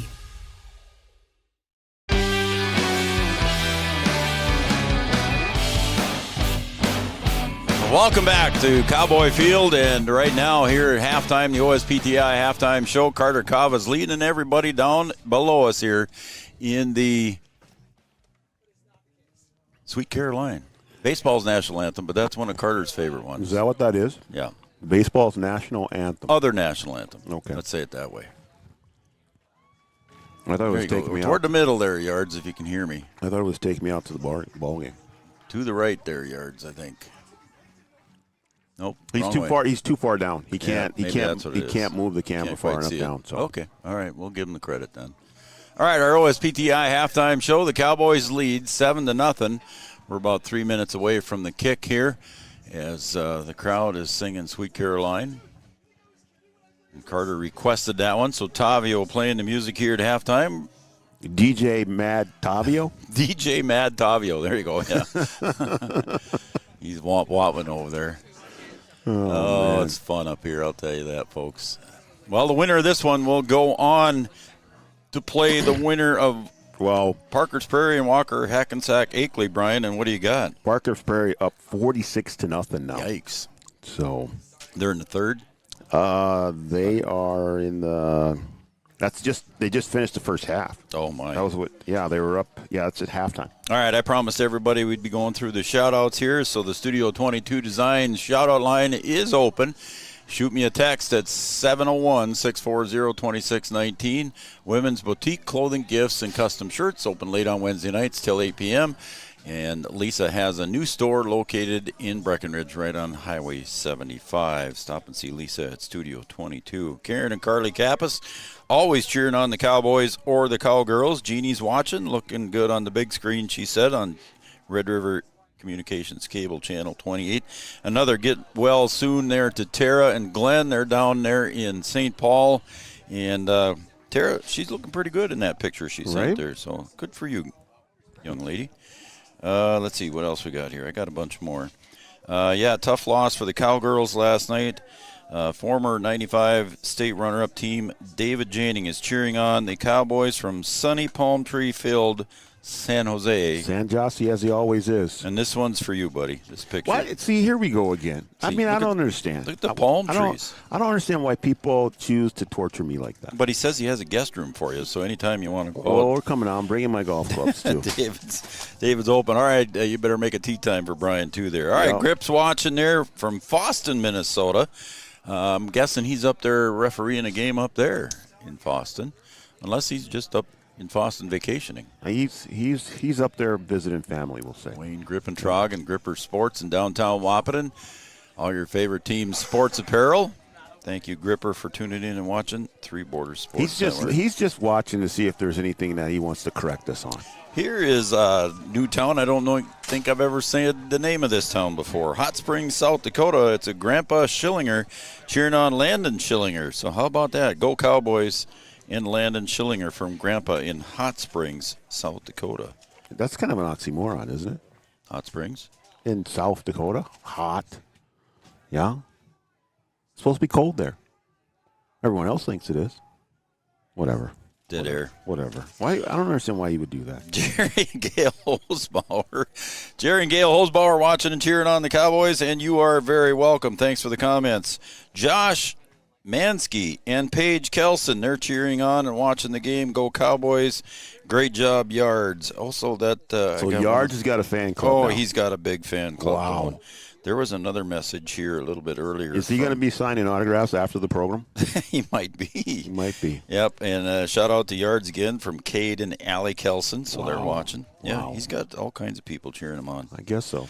Play hard, boys. Dan, Darcy, and Roy Tolbert, they're watching the Cowboys, cheering on the Cowboys.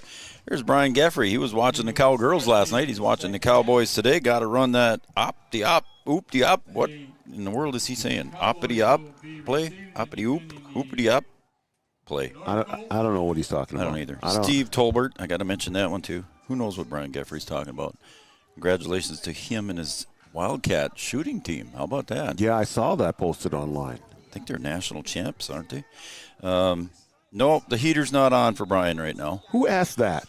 I'm not going to tell you. Come on now. I don't understand why people would do that to me. Here's your Tyler Farms play. That one's a high one in the air, and a fair catch called and made by Connor Ernst at about the 25-yard line.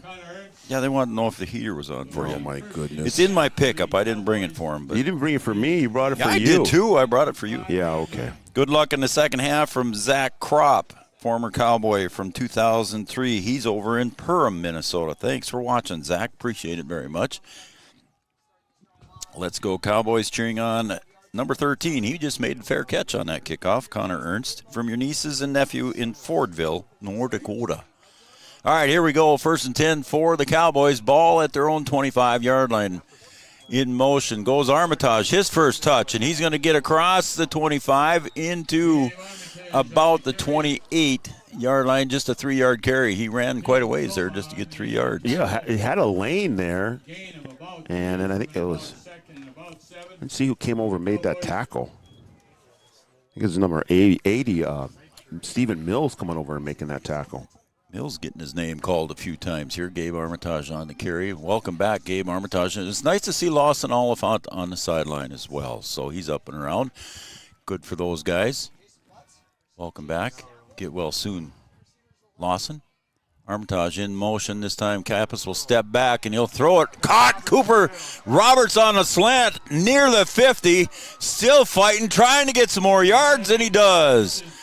almost to the 46-yard line. They're going to mark it at the 47. What a slant catch there by Roberts. Yeah, just a really good route, and they had press coverage there, and Cooper able to get into the defender and just stick his foot in the ground and get open and able to pick up yards after the catch. One of the very few passing attempts by Kappas and the Cowboys.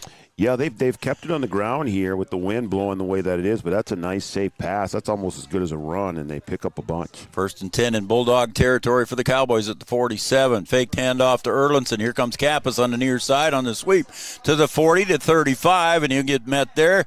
Pushes forward for a couple more yards on a tackle there by Eric Stans. And you can kind of see here as we start the second half why the Bulldogs wanted to keep the ball away from the Cowboys offense. Stans still down on the grass there, Brian. We got a stoppage in play for an injury timeout. Janie Lanou right there on top of it as Coach Olson will trot over to see how his player is doing here on this injury timeout. Mike McCall on his way over to see if he can get any kind of indication on that one. But you and Mike both mentioned there, Brian, about how the Cowboys needed to come out and make a statement here early in the second half, and they have done it so far. Well, they've hardly had the football, so they're trying to take advantage of every offensive possession that they have. Now, in the first half, they had a couple penalties that kind of bit them in the you-know-what, and so hopefully they can continue this drive, stay penalty-free, and see if they can punch this in the end zone, because 2 scores in this game is a bunch. I think that's a big advantage for the Cowboys, and OTC going to try and keep them out of the end zone and see if they can get this football back. Eric Stans now sitting up in the sitting position. He is moving his upper extremities. Coach Olson was squeezing his toes there a little bit ago, and he is moving his legs. And Mike, we'll take it down to you. Is that where we're going? Mike McCall? No, we don't have one right here. Oh, I thought you were signaling that we had Mike. He's going to get up slow and a little maybe on the wobbly side. Yeah, it's Janie Lanou is going to walk back over with him too. Trainer for the Cowboys. I'm going to say he's going to be back. He's shaking his head no, so he's Mike saying, I'm good, Coach. Let me in. He does have to go out on this play, though, for sure. I don't think we're going to see him anytime soon. No, he took his helmet off. They're going to go over and check him out. Yep. And give him time to get off the field here. Cowboys looking like they want to put it in the air again here. Yep. Smith and Erlinson both in the slot positions. Roberts split out wide to the left. On the outside of him is Krejci. Kappas alone in the backfield. Could see that little reverse that they do, too. There it is, and the handoff to Smith, and that's exactly what you called, Brian, across the 30. First down, and he carries it for some more, and Avery Smith on a nice carry and a first down, gain of about 20-some yards. First down for the Cowboys inside the Amanda Frederick State Farm Insurance red zone. Yeah, they've had some success with that play. They give it to the motion man. He gets wide, goes to the wide side of the field. He's got some blockers out there with the receivers. And Avery Smith stepping in, and the big gain there for the Cowboys. Ball at about the 14-yard line, the Amanda Frederick State Farm Insurance red zone, offering insurances in the Breckenridge, Wahpeton, and Wheaton areas. So Kappas back in the gun, Erlinson right beside him to his left. Kappas will off to the right, and he floats one up just about a yard too much there, just out the outreached arms of Avery Smith. Yeah, trying to hit Smith there, and Smith's been a good addition to this offense, getting a little more playing time with Gabe Armitage being out, and he's been productive when he's been out there.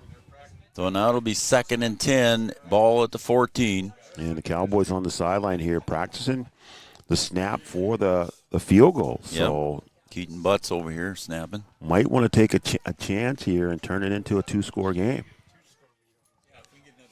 So 2nd and 10. Kappas gives it off to Erlinson on the inside handoff around the outside edge. It's like the play they ran in the first half, and Erlinson for a 14-yard touchdown run, making the statement here in the third quarter, B-Dub. Yeah, just well executed. They cleaned it up. Like you said, Joe, it's the exact same play that they scored on, and it was called back for the hold. Yep. And that time they run it to perfection.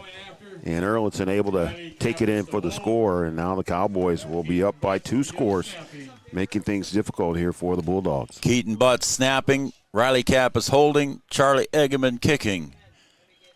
Snap, place, kick, up. Curves off to the left there into the wind, and that kick will fail, but it's still a 13-0 lead here for the Cowboys. And we'll keep it here, and we'll go down to the sideline, and we'll hear from Mike McCall right now. Go ahead, Mike. That was absolutely the drive that Breck needed there.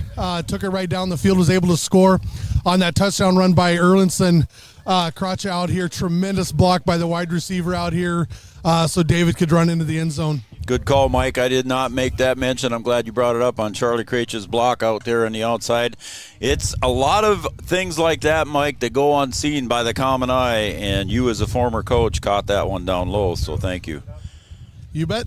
All right, Mike McCall down on the sideline. B-Dub, again, exactly the answer that Breckenridge needed coming into the second half here. Yeah, they needed to go down and score. They needed to clean it up a little bit, take those penalties away, and they're able to do it. Come back to the same play. Erlinson gets to the outside to get the good block by Krejcia. And now the Cowboys in the proverbial driver's seat here early in the second half with a 13-0 lead. And now we'll see if that changes the MO of the Bulldogs a little bit. See if they try and press a little bit, or if they keep with the ball control game, keep it on the ground, and see if they can chew up the clock and punch it in the end zone. Good question as Egeman lines it up. Shout out to Aunt Sherry and Uncle Steve from Nebraska cheering on nephew David Erlinson. And the kick comes over here to the near side, and that's going to scoot out of bounds. The flag comes flying out. So Aunt Sherry and Uncle Steve from Nebraska cheering on nephew David Erlinson. Thank you very much for the text and the comments. Go Cowboys, driving home from South Dakota in the car, Gary and Jen Phillips. They always watch Three Borders. We want to thank Gary and Jen. Thank you guys very much. I don't think the driver should be watching, but that's just me. They're listening. They're listening. That's good. Again, thanks for the broadcast. Go Cowboys. Open the window a bit so we can hear the crowd. The wind blows in, then it goes through my microphone. Then we might have to go get the heater out of the car. That's about it. That's funny. Yeah, that might happen if we open the window. We could stick the microphone out there, I suppose. I mean, we might be able to help him out here. All right, we'll see what we can do. You know? Yeah, we could do that. Does he have his window open? Yeah, he does. Let's do that. We'll see if we can work it here. Put that out there. That's good. How about that? Ask and ye shall receive. Ask and you shall receive. So we put a microphone out there so you could hear the crowd a little bit. And Schwartz on the carry, and again, a 2-yard carry for Schwartz on the far right side.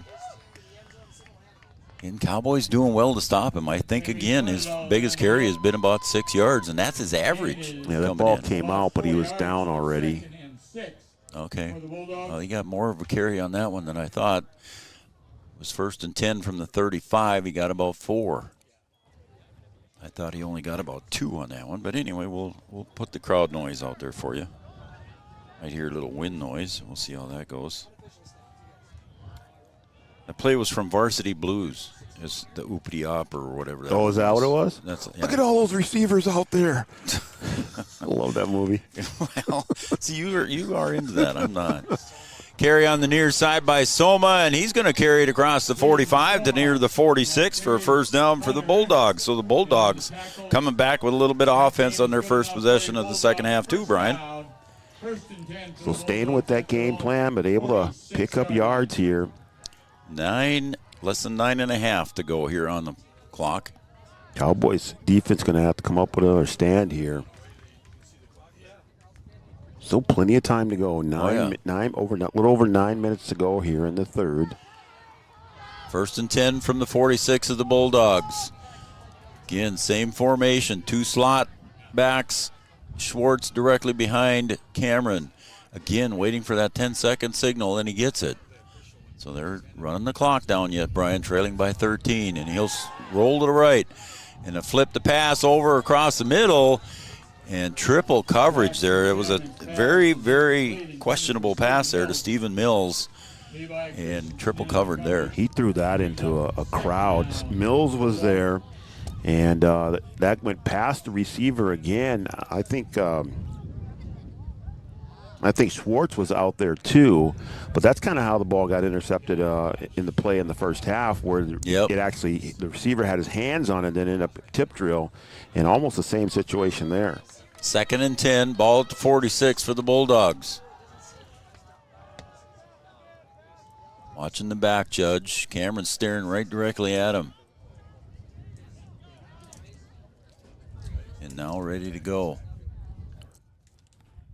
Oh, and oh boy. I think that was on the offense there. It was obvious to everybody, but 3 flags come flying in. Captain Obvious on that one. And it is a call against the Bulldogs. So bring up 2nd and 15. So now it's 2nd and 15 for the Bulldogs, and the ball's placed at the 41. Bulldogs not making it easy on themselves here. Nope. They're not. 8:40 to play. All right, Brian, thanks for that. Let's see here. Mike thought maybe a lower body extremity or a back injury here for Mills when he went out. Maybe possible back injury. Haven't seen him back in here yet, is he? I don't see him standing on the sideline over there. And that one is for little or no gain on that carry. And a new runner there, Tristan Logri. Hadn't seen him carry the play. You know, after that pass play, Schwartz went out. He's coming back in now. Is he? Yeah.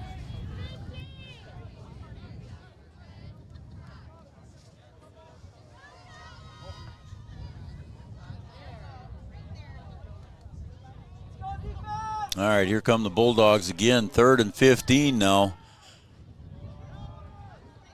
And Cameron taking his time at the line of scrimmage, gets everybody ready. And the snap. He'll hand it off to Soma, and he's met at the line of scrimmage. Look at that pile up there by the Cowboys. Kai McDonald, also along with Henry Sledadall, and also in there was Tegan Abel. And they're going to have to punt here. They're going to have to, won't they? You do have the wind at your back. True. Rachel will go back deep to receive. Short gain on the play brings up 4th and about 15. 4th and 14, we'll say, maybe 15. And now you're giving the ball back to the Cowboys, and that's one thing that you really didn't want to do. You want to try and chew up as much of this quarter as you can and keep the ball away from that offense. And Cowboys winning the turnover battle too, B-Dub. That's the other piece. They've been able to win the takeaway battle. Soma back in punt formation. This time he does punt it with the wind. Bounces at the 36. Gets the roll, and that might end up at the 36 as it's down there. Took a bit of a Cowboy bounce there. Stephen Mills downing that one. So the Cowboys offense will come back onto the field here with 6:33 to go in the 3rd. Problem is with the crowd mic. Now we got wind noise. But it's part of the game. I know. Erica Rizak and Comfy Vibes cheering loudly from home. They're busy cranking out some cross-country T-shirts. How about that, Erica Rizak? Good for you. Comfy Vibes. And here comes Kappas on the keeper. 40, 45, 50. Dodges a couple. Then he's going to break it. He's going to go all the way. David Erlandson already celebrating at the 20. Kappas on that 64-yard run. Riley Kappas. Just big plays. That's what the Cowboys do, and there's a reason why the Bulldogs have been trying to keep the ball away from them all day long. There it is right there, one play, and it put 6 more on the board. So just 4 minutes roughly after they scored their last touchdown, Riley Kappas answers after the punt. 64 yards on the keeper around the right side. Egeman will come in now to kick. Keaton Butts snapping. Kappas holding. Snap, place, kick, up, nice and easy. Egeman with another point for the kick. All right, we'll take a break here, and it's Cowboys now, 21. I think it should be 20, shouldn't it? It is 20. We're not paying attention to that score. Okay, it is 20. So we'll be right back. 20-0 over the OTC Bulldogs.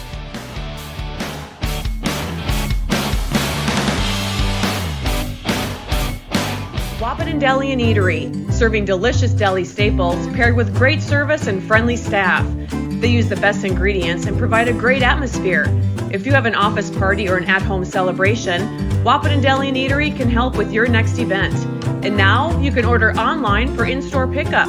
Check it out at WapatonDeliAndEatery.com or call 642-3639. No matter the time of year, there's never a bad time to get your ride sparkling at All Seasons Car Wash.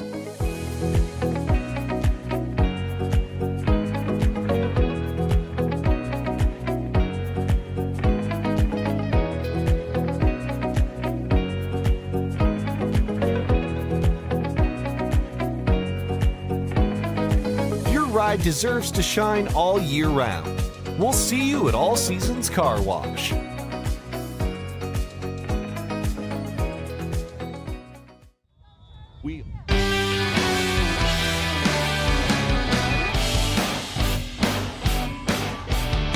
All Seasons Car Wash, 21-0. I guess Eggman made that kick that we thought he missed. So the kick is received at about the 19-yard line by Soma, and bobbing and weaving his way through. Flag on the play. Here. Yeah, we called it as a missed kick. I did. I did. I thought the referees waved it off. I thought that's why I called it a missed kick. But the scoreboard says 21, so nobody's changing it. And this one's going to go against the Bulldogs and a holding call. So we'll go with the scoreboard and say it's 21-0. Well, that's what they have here. So, see, we're going with that now. All right, I guess we'll go 21-0. My bad. Looks like he's appearing to stretch his way back. That's good. Bubba, Bree, and Allie, the Evans family, they're tuned in, watching, cheering on the Cowboys. Thank you. Ball is going to be spotted at the And Steve Tolbert's trying to correct me and say, yeah, that last extra point was good. So I thought the referees even waved it off, but it was a good one. So it is 21-0. Thank you, Steve Tolbert. We're going to have to dock your pay. I know. I'm sorry. I write the check, so. Yeah, I know, but we might have to dock it. Soma on the carry on the right side, and he's tackled after a gain of about 3 and 4. So right now, Brian, the Bulldogs content with just trying to rush the ball and 3 scores down. Yeah, we kind of saw that a little bit in the first matchup a month ago. They got down, they kind of stuck with their game plan. They didn't try and press, didn't try and put it in the air over the amount of times. But I think at some point here in the playoffs, you've got to play with a little bit of sense of urgency. When you've got a team that can score as quickly as they can, you've got to be able to put points on the board against the Cowboys. And if you're from OTC, you're welcome to text us in too as well, 701-640-2619 on the Studio 22 Design shout-out line. Schwartz getting wrapped up on the outside by Henry Sledadall for a loss. So the old TFL beat up goes in the books for Henry Sledadall. You'll take a few of those, and Sledadall's been a big part of that defense. And the Cowboys doing a good job here against a Bulldog team that, like you said, averages 6 yards per play. Yeah. Schwartz with 11 touchdowns. Soma with 7 touchdowns. The Bulldogs offensively averaging 22 points per game. And right now, the Cowboys successful in 6 quarters here against the Bulldogs this year, holding them to 0 points so far. 6+ quarters, let's say. This time, Cameron in the gun. He'll roll to his right, couple steps. Pass intended out in the outside for Mills, incomplete. And that looks like it's going to be 4th down, Brian. So what do you do here? Deep in your own territory, you want to turn it again over. They punted it away, and Cowboys scored on one play. I think the Cowboys are thinking it's going to be another punt. Yeah, I think you have to. But your defense has got to come up big here. You got to be able to slow down this Cowboys offense. You've been using your offense as your defense here. Your defense has got to come up and make some plays now. Mike McCall on the sideline there watching the punt for us. Soma back in punt formation. Charlie Krecha back deep for the Cowboys, standing at about his own 38-yard line. Punting with the wind. Long count, snap, a little bit high. Soma hesitates and does kick. Krecha will field it at about the 32. Goes to the left side, getting chased over there, and he'll be tackled and put down there on the far side by Despard. That was a good kick. Yeah, it was a nice kick. So about a 10-yard return for Krecha. The Cowboys will take over 1st and 10, and actually about a 13-yard return for Krejci. So it'll be 1st and 10 for the Cowboys at their own 45-yard line. Now, if you're OTC, how do you contain this offense? They've been able to get outside. They've been able to put it in the air a little bit. And you've got to come up with some way. What happened there? I didn't see the flag. I didn't see the flag. Did you see the flag, Tavio? They didn't see the flag either. None of us saw the flag up here. Something happened there that they had to move it back to the 35. I did not. Did he call a fair catch? That's about where he caught it at. He caught it at the 32. But okay, here we go. Kappa steps out. Pass intended for Krejci on the quick out there. Pass incomplete, thrown too high, and Cameron on the coverage. Yeah, that's a tough one. That's kind of the direction that the wind is blowing. It's not blowing straight up, with the field north-south.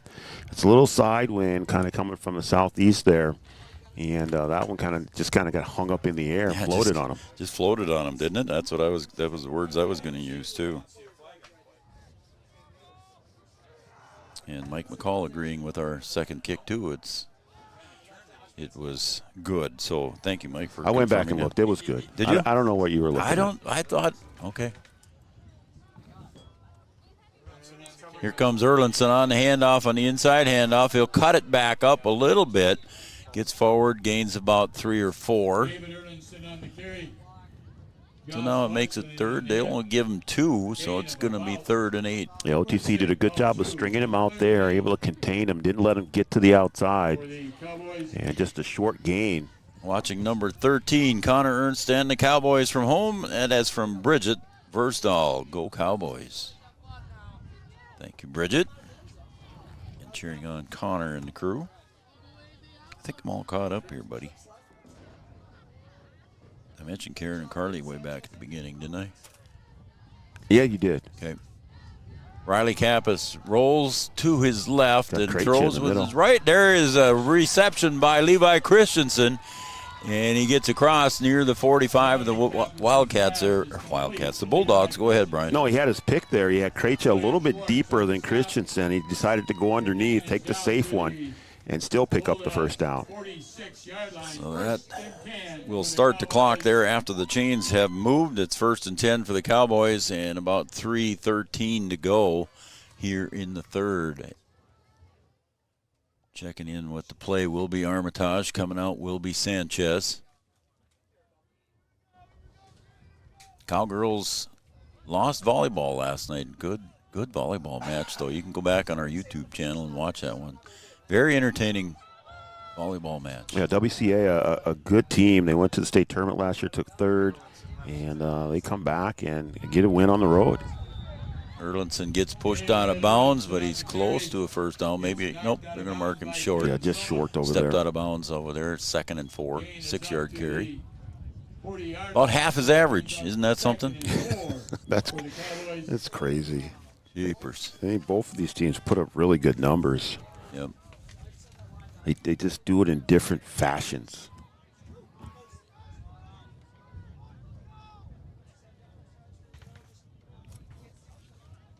Cowboys coming out now 2nd and 4. Ball at the 40-yard line of the Bulldogs in Bulldog territory. Krejci here to the near side. Roberts in motion goes Armitage. The pitch and the flag comes out. Stop and play, so somebody moved too soon. The legal procedure, I believe, legal shift. Illegal shift. Cowboys. It's going to be called. Somebody was moving. Maybe he was moving forward when the. I don't know. He was coming backwards, though. He received the pitch. I don't know where it was. He was shifting when he wasn't supposed to be shifting. Maybe not. How about that? Okay, I'll take it. All right. It's against the rules. Yep, okay. Ernst and Sledadal checking in here to the offensive line, but Krejci will be coming out. Armitage will be coming out. 1:59 here to go in the third. Mike McCall said he brought a chair today. Why is he going to need a chair? End. I know. He's going to be going side to side. He's down here on this end. Right. We know what we should do. About 95 yards from his chair. Get him a scooter. Then he can scoot down the sideline. There's that direct snap to David Erlinson. He'll cut back, and the Bulldogs read it good. But, again, Erlinson fighting for every yard. He might get 5 or 6 out of that. Well, he got hit almost at the line of scrimmage, and then he gets all that after the contact. Yes, sir. Yeah, so can we write that off if we buy a scooter for him? Well, I didn't say we were going to buy a scooter for him. I said he can bring a scooter. Oh, I see. Or one of them little hoverboards. Can you see him on a hoverboard? I'm not even going to go there. I'm not going to. He's laughing down there. I'm not going to mess with that. He's laughing. I think he'd see himself on a hoverboard. Yeah. I'm going to leave that one alone. The hoverboarded struggle, is that what you're saying? Yeah. 3rd and 4. Handoff on the inside to Erlinson. He gets across for a first down inside to 30, and he gets pushed from behind and taken down. First down carry for David Erlinson, carry of about 14 yards. Yeah, just another patented Erlinson run, able to, pick up yards after initial contact. He breaks the arm tackles and picks up another first down, and the offensive machine of the Cowboys keeps on rolling. Just under a minute to play. Ball at the 26-yard line. Maybe one more play here. In the third quarter, Cowboys in no hurry with a 21-0 lead here in Section 6A semifinal action. Are we sure it's 21 now? Well, everybody's texting me and saying it's good, so right, I guess okay. I was wrong. I'll take the blame. I just want to make sure. Yep. The snap again to the inside to David Erlinson. Look at him cut back, and he almost had a Barry Sanders type move there, but Cameron on the tackle making sure it didn't. How about going to the old days? Yeah, that was pretty good. He almost had it. They kind of stopped in his tracks, and the defenders stopped with him, and he just couldn't get the engine started again. Gavin Hoffer trotting off here, and I think that's going to be the here. Okay, that'll be the end of the quarter. So we got 3 quarters complete here at Cowboy Field. Your score 21-0 in favor of the Cowboys. We'll be right back with quarter number 4 right after this. Offer the greatest broadband that anyone can subscribe to. And that's because of the infrastructure that we have been able to build over the last decade. We're talking 10 gigabit per customer. That's the network we're building. There's days I think about what's the network going to be after I retire, where it continues to evolve. And if it evolves as much as what it has in the last 73 years, we can't even dream what it's going to be in the future. Lucky for it.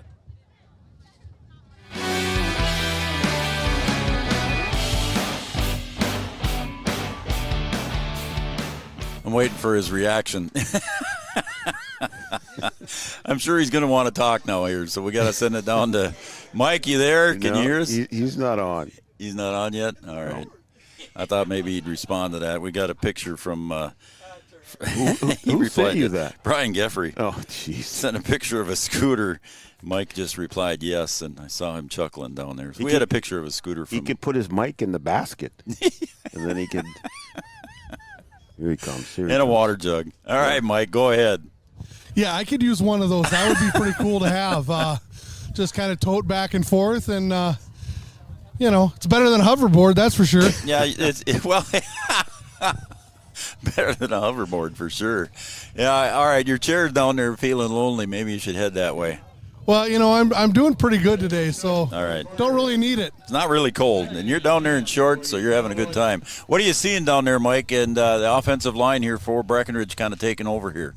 Breck's offensive line is taking over, and they're kind of doing what they want right now on both sides of the ball. So it's going to be a real uphill battle in the fourth quarter here for OTC.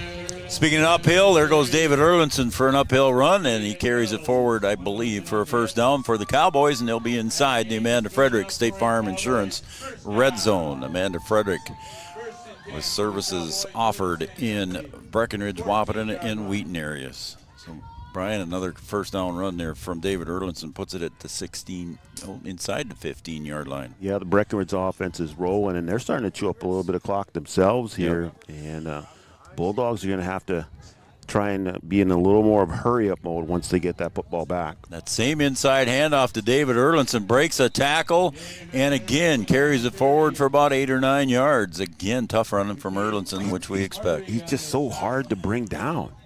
He gets a little bump here, and you get an arm tackle. He breaks that. It takes 2, 3, 4 guys to bring him down. Sled it all checking back into the offensive line for Keaton Butts.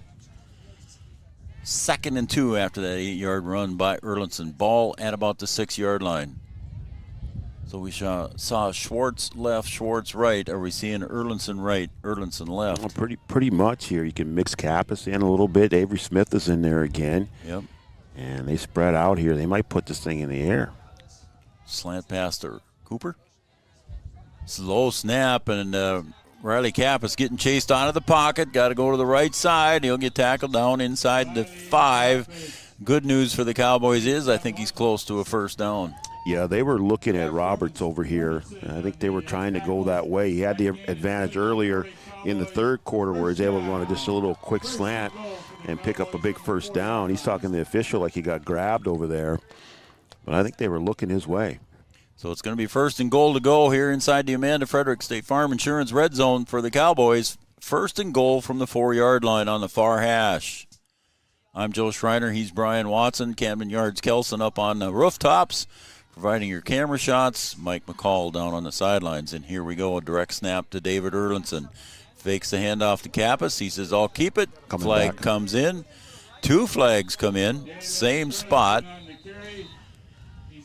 And it's a hold against the Cowboys. Yeah, this new little wrinkle for the Cowboys has been good, but they've just got to clean up the penalties. Yep.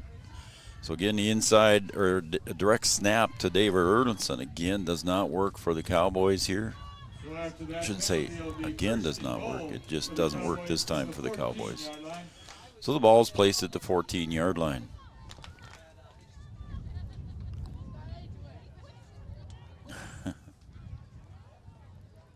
Carter down there trying to get everybody on their feet. Trying to get everybody going down there? Yeah, he's trying to get everybody going. Carter Cava, good friend of Three Borders Sports Network. Senior this year for Carter. How about that, huh?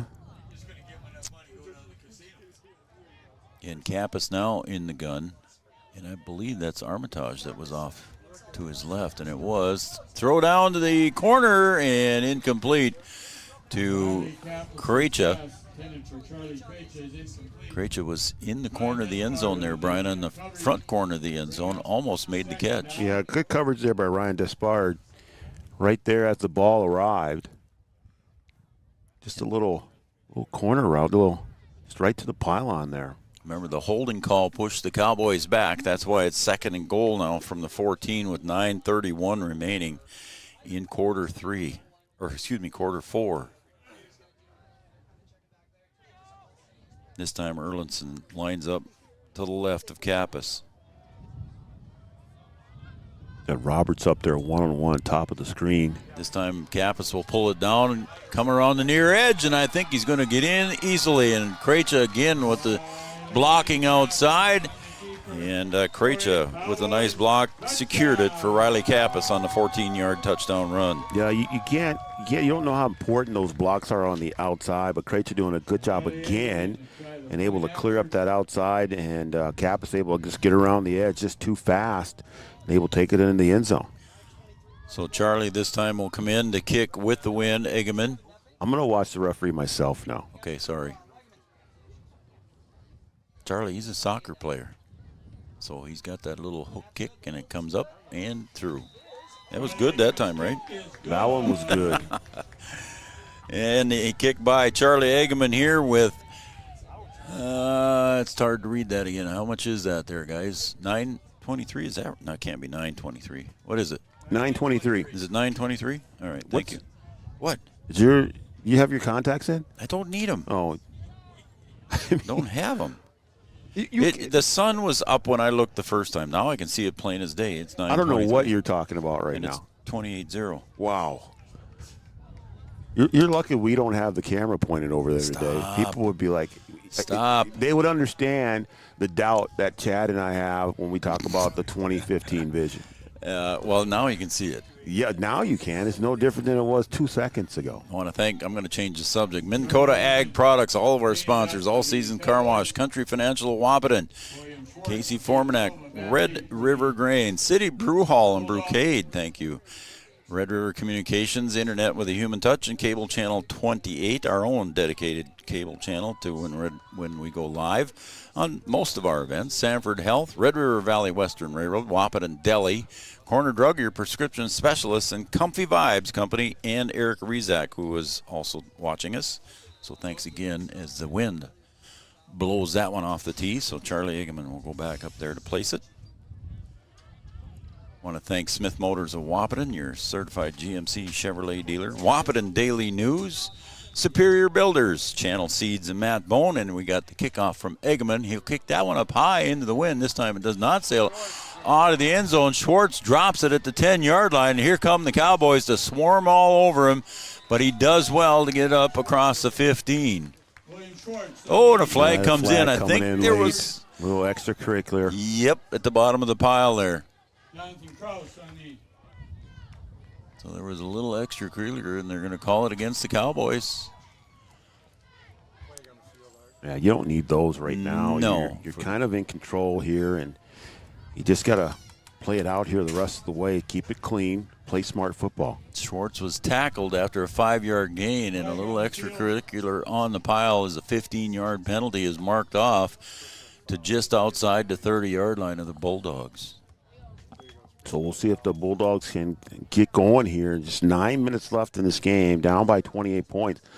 And let's see if they change it at all. And you tried to put this thing in the air or spread it out a little bit. Or yeah, now they're into the wind. The 1st and 10 for the Bulldogs at the 30-yard line. And the handoff. Nope. Cameron goes back, screen pass intended. Avery Smith had his back to the ball, but it was intended for Soma on the far sideline. Soma never really got his head turned around either. I don't think he was expecting that ball. Avery Smith and the coverage was right there. Yep. There's a small. See Avery Smith at one of the linebackers, Connor Ernst, one of the linebackers, Tegan Abel, one of the linebackers, and of course Cooper Roberts on the corner. He'll go over, cover the weak side.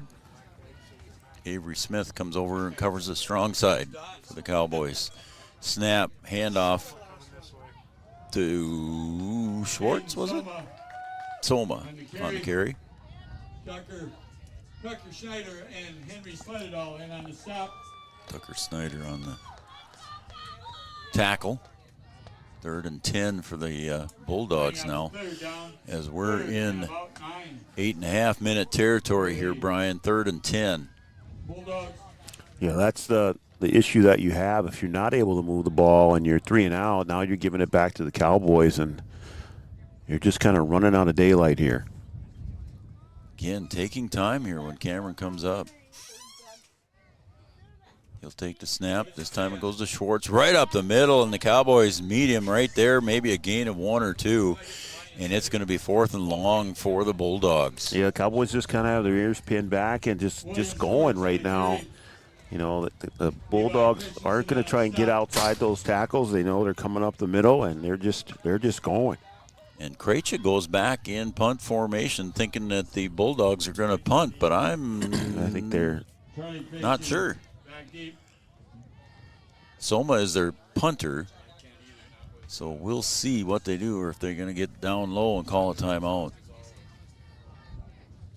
And they are in punt formation. Yeah, they are. I was not sure about that, but Soma in punt formation. 4th and 8. Ball in their own territory, and he'll take it. And he thought about running, but he'll kick it, and it's a line drive. And it actually ended up pretty good as it ends up on the Cowboys' 43-yard line. Yeah, Cowboys needed to get away. They don't want to accidentally touch that ball and then give it back to the Bulldogs. So good job there by the Cowboys on special teams to get away from that football. So Cowboys will take over 1st and 10 on their own 43. Again, the winner of this one goes to the Fargo Dome. Stay tuned for the First Community Credit Union post-game show. First Community Credit Union, where they can make your dreams affordable with competitive rates and flexible terms. First Community Credit Union. I got a lot of dreams. I do have dreams, don't you? Are you sleeping right now or what? Maybe. Kappas will drop back, and he'll throw it down the near sideline. Wide open, Levi Kappas across the 30 to the 20 He gets to the 10, fights off a couple tackles, dives in for the end zone, and the touchdown. It is called. 6 more points for the Cowboys. Yeah, Christensen just got behind the defender there and thought maybe he was going to be brought down at about the 10-yard line, and he was able to kind of bounce off the tackler and then spring forward into the end zone for the touchdown. Big play for the Cowboys. So a 57-yard pass from Riley Kappas to Levi Christensen at 7:11 to go here in the fourth. The Cowboys putting on the offensive power here in the second half. Egeman set to kick, which would be his 5th extra point. And it is up and good. So that makes the score now 35-0, and the Cowboys putting on the route here late in the fourth quarter. We're halfway through the fourth quarter. We'll take a break, and when we come back, we'll have the kickoff right after this.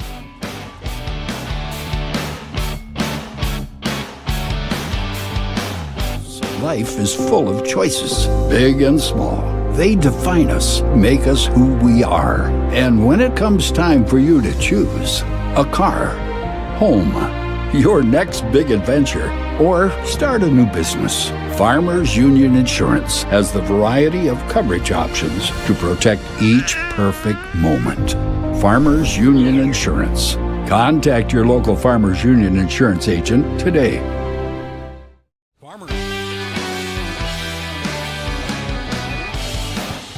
Second. Going to give an update here second. 5 minutes to go in the fourth quarter.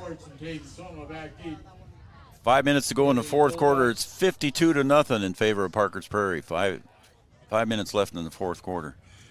All right, B-Dub, here we are back. Art was wondering, there's a ball blowing off again. I had another text message I got to read here. Somebody liked my Barry Sanders comment. They did? Yeah. Are they a Lions fan? No, but they're a David Erlinson fan, Cooper Roberts, and the kick goes deep. Eggman kicking that one again out of the end zone, his second one today. And David Erlinson is greater than Barry Sanders. Watching from Fargo, going Cooper Roberts from Nathan and Tara Roberts. Well, how about that? Greater than Barry Sanders? It had the greater sign, like. Well, I mean, he's good, but. Equal to, less than, the greater sign? Yeah, I know what think you're that's talking what it about. meant. Yeah, he's good.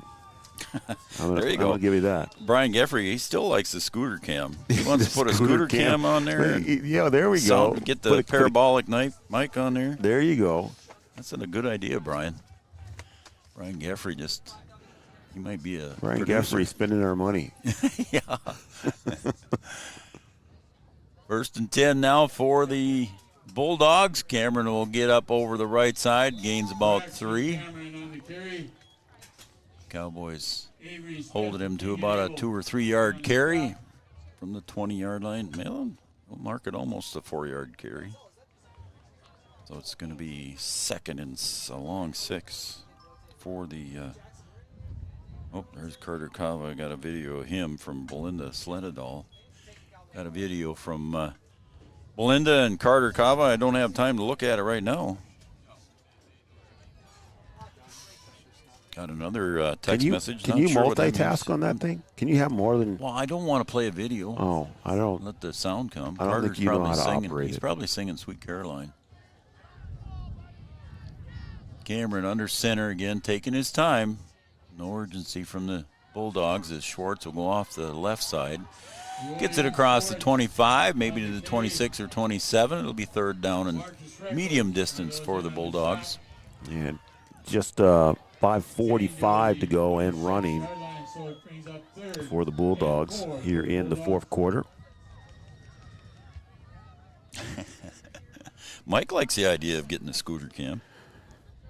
We do. Oh man, then that's a producer's nightmare. Now wait, we got to get a scooter cam, but then we'll get Brian Geffrey to sponsor it. Well, we could do that. He does have a new business, so yes, he does. We could do that. I mean, yeah. Hey, okay, Brian, let's make a deal. Step up, buddy. Monty Hall, here we go. You're really reaching into the old grab bag there. 3rd and a long 4. There's people who have no idea. Yeah, no idea who Monty is. Oh, a little reverse there on that counter action play, but is it going to be enough for a first? And I believe it is on the carry by Stephen Mills. First down for the Bulldogs. Mix it up a little bit, a little misdirection, able to pick up the first down. There you go. I think that's the first time we've seen that play, Brian. Grayson Abel checking in for the Cowboys. Back at the linebacker position, he'll give Teagan a little break. Teagan Abel. Also checking in defensively, here comes Gavin Hofford back in the safety position. Also checking in defensively will be Jackson Lopez for Cooper Roberts. 35-0 lead here midway through the fourth quarter. Actually, in the last part of the fourth quarter, 4:20 to go. Hand off to Soma. He'll come this way. Gets about to the 33 or 34, so a gain of about 2 or 3. OTC, Brian, content to keep it on the ground. Does that surprise you a little bit? They're into the wind. Well, where we are now, I just, you got to try and put points on the board, and I think they're just content and just staying within themselves and, trying to keep the ball away from the Cowboys and not let them tack on anymore. Chase Kruger checking in defensively. Also, Hunter Bogenreef checking in defensively. He'll go to the defensive line. He had some good plays the other night. Coming in on the second string of defense. The handoff again to Schwartz. He'll get tackled after a carry of about 2 or 3. So it's going to be third and medium for the Bulldogs. So yeah, Brian Geffrey, you can sponsor that. Scooter Camp. Don't give him any ideas. He might do that. Yeah, I know. Producer's nightmare. Well, you got a transmitter, you got a battery, what the heck? We talked about putting it on a golf cart once. Yeah, but then we got McCall driving the scooter. I mean, I just, I don't know. I just think it's trouble for me. It's too bad we didn't have Mike live on that one. 3rd and 4, we're going to call it here for the Bulldogs. The pitch goes back, and this time the carry by Anthony Rousseau. And near a first down, but I don't think he made it. It's going to be short of about 1 or 2 yards. Yeah, we're approaching that 2-minute mark here, 2:30 to go and running. 4th down. And I think it's safe to say, Brian, we're going to the Fargo Dome next Friday. Cowboys are going to make their way back to the Fargo Dome. It's been a bit. And they're going to play for a section championship. Probably, yep, it will be against Parker's Prairie. Last update I got is 5 minutes left, 52-0 for Walker Hackensack. And that's going to be a rematch. It will, of an early season game. And the Cowboys took down Parker's Prairie here on September 5th. It's a close one. 21-12. Yeah. And we'll have to. 4th and short. Soma on the carry. Got the first down. Gets up near the 44-yard line and be stopped there. Again, the Bulldogs content just to let the clock run here, Brian. And it is a running clock, being the score is 35-0. And I remember in that went to a football game and a hockey game broke out. Hockey line change broke out. Full line change over there for the Bulldogs. 11 for 11. How about that? I don't see that very often. 11 for 11 here. I think also defensively, Jonah Kunkel came in for the Cowboys. Here comes Ryland Davis trotting out there for the defensive line as we approach 1 minute to play.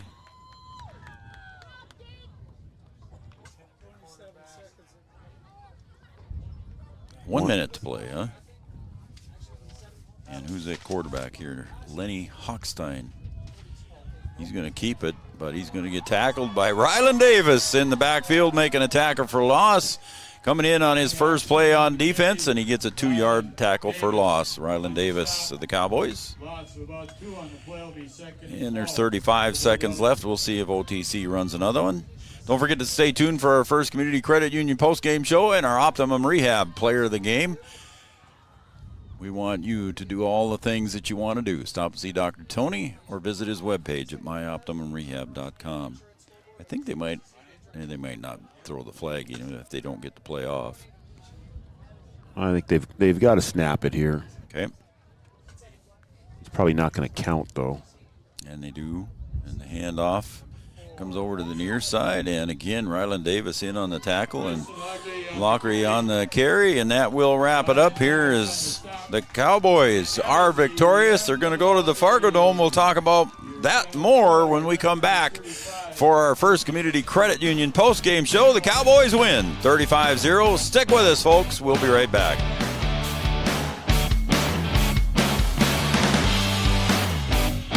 This planting season by contacting Yield Advantage for all your seed and planting equipment needs. They carry high-quality products from Precision Planting, Intelligent Ag, Copperhead Ag, Outback Wraps, Ware Parts LLC, Midwest Seed Genetics, and more. Yield Advantage can help your planter from basic service parts to liquid fertilizer setups. All of the latest technology and often significantly less than buying a new planter. Be ready to hit the field by contacting Yield Advantage 218-517-7878 or online at yield-advantage.com. Do you experience pain, tingling, numbness, freezing, or burning in the hands and feet? Does your balance feel off? Tired of sleepless nights? You may suffer from neuropathy. Dr. Andrea may be able to help. Neuropathy is a serious disease where nerves begin to break down, leading to balance problems and other complications. Our program addresses the causes, not just the symptoms. See if you qualify for our neuropathy program at Hornstein Family Chiropractic. Schedule a consult with Dr. Andrea at Hornstein Family Chiropractic, 701-672-1300. Hornstein Family Chiropractic, where chiropractic care is a family affair. The folks at Tyler Farm Supply understand that farming is hard work, and that's why they only offer durable and reliable short-line farm equipment that you can depend on. Whether you're a small-scale farmer or manage a large operation, they have the tools that you need to get the job done quickly and efficiently. Plus, with their competitive pricing and financing options, Tyler Farm Supply makes it easy for you to get the equipment you need without breaking the bank. Give them a call today, 701-642-8827. When challenging conditions arise, we don't back down. We up our game. We outpace the competition. Keep you ahead of adversity. We keep you equipped and bring you solutions that hit close to home. Channel leads the field so you can rise above. See how at channel.com/rise. Make OSPTI your choice for outpatient rehabilitation and sports injuries with locations in Fergus Falls, Breckenridge, and Hankinson. Orthopedic and sports physical therapy is the right choice for your recovery. Live your best life. Trust the experts at OSPTI.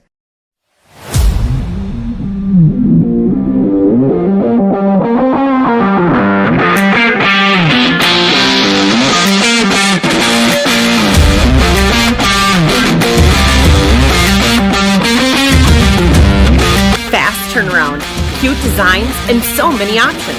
It's totally made for you. Comfy Vibes Co. Fast, trendy, custom, yours. Check us out at comfyvibesco.com.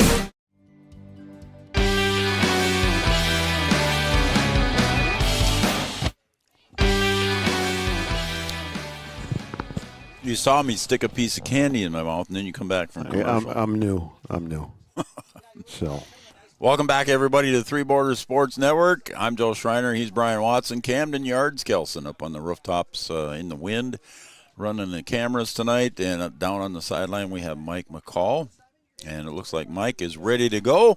Mike with our Optimum Rehab Player of the Game. Go ahead, Mike. I'm here with Mr. Erlinson, man of the night. You are Optimum Rehab Player of the Game. Thank you. First half. You guys came out. You only had the ball 3 times in the first half. Had the 7-0 lead. Had the touchdown called back. What did you guys talk about at halftime to get things really going in the second half? Well, we knew their game plan was going to be a lot of 3-4 yard gains, convert on 3rd and 4th down, and that's what they were doing. They were getting after their stuff. Their defensive schemes they had drawn up were working. So in the second half, we found the plays that we could use to counter that and really just rally up the guys we need to get off the field 3rd and 4th down, and that's what we were able to do the second half, and it worked. Being a senior, last game played right here on this field, being able to go out with a win, how does that feel? I'd say there's no better place to play Class 1A football than Cowboy Field here in Breckenridge. Congratulations. Good luck next week. Thank you. All right, Mike. Got Coach Yegi coming right here. All right, Coach Yagi will be right there. David Erlinson hustling over for his senior picture there. The seniors having a great shot there. Carson's been proud of his seniors, Mike. What does he think of them today? First off, what do you think about that senior group today? You know what? They've been battle tested. They knew they were going to see a couple different junk defenses to try to really take away our base play. And, I mean, they just kind of had to keep their head down. And, hey, we understand we're going to get a chance here. We're going to start getting some quicker stops and get the ball a little bit more offensively. And, I mean, they were just waiting for a chance. And when they got a chance, they exploded. It's what this group's done all year is they score in tidal waves. It's one after another. It's one after another. They find a way. And you talked about that the first half. You guys only had the ball 3 times. And one, you had the short field. You capitalized on it. But then the second half, you took the opening drive, and you guys just took control in the second half. What did you tell your guys at halftime just to keep that focus going, knowing you were going to get your shots? You know, it was just take a deep breath. It had been a little bit since we were in a tight ball game at halftime. So let's take a deep breath here. We understand what we got to get done. There's nothing new out there that we need to reinvent the wheel with. We got our base stuff, and let's just start clicking and slowly kind of make plays. And all of a sudden, I mean, you saw one guy make a play, then they got a little bit more deflated, and the next guy stepped up, and the next guy stepped up. And after that, it was just a fun game of, all right, whose turn is it to make a play? I tell you what, on that long run by Erlinson down here, Krejci made a nice block out here, a wide receiver. Everybody was doing their job just to keep things rolling. That's exactly right. There's a sense of pride around here for protecting your teammates and doing everything you can so you make it a shot at some glory. And I mean, that's what Cowboy football is about. I love watching those kids make the selfless plays. And I mean, hey, but then they're the first ones to go celebrate. They were the one that sprung the play, and I mean, that's the stuff that makes good teams great. Now you move on, section championship in the Dome next week. Looks like it's going to be Parker's Prairie. Last score we had was 52-0 in the fourth quarter. What do you got to do this week to get them focused and ready to go next week? You know what? I think if you got to go out of your way to get these kids fired up for next week, then we don't have a chance. I got a lot of faith in these kids that they're going to be ready to go, and we're not going to have to say too many words to them. Well, congratulations on a great season, and good luck to you next week. Thank you very much. Here's Coach Yagi, and what a way to finish the year here at Cowboy Field. Yeah, the Cowboys and the seniors, Mike, I'm glad you asked them that question because those seniors have meant a lot to them all year long, and they did the job again today and hopefully one more time. Yeah, next week will be another big one, and haven't seen Parker's Prairie since the second game of the year, so it should be a good one in the Dome. Yeah, 21-12 victory for the Cowboys on that one, B-Dub. You got anything for Mike before we let him have the rest of the day off? No, I just feel like it's going to be a good game in the Dome. You know, both of these teams, both Parker's Prairie and Breckenridge, haven't really been challenged that much besides each other this season. So we'll see what happens second time around. The beginning of this one, OTC came out and kind of punched Breckenridge in the mouth a little bit, kept it close. We'll see what kind of changes we can expect from Parker's Prairie in the Dome, Mike. It's going to be a great game this week. And I think, again, it's all going to start up front with the offensive and defensive lines. The only thing I have left is the scooter cam is a great idea. Oh, my God. I knew that was coming. Hey, I'm a great driver. I have never had an accident. I knew that was coming. I think we need to get all over the scooter cam. I knew that was coming.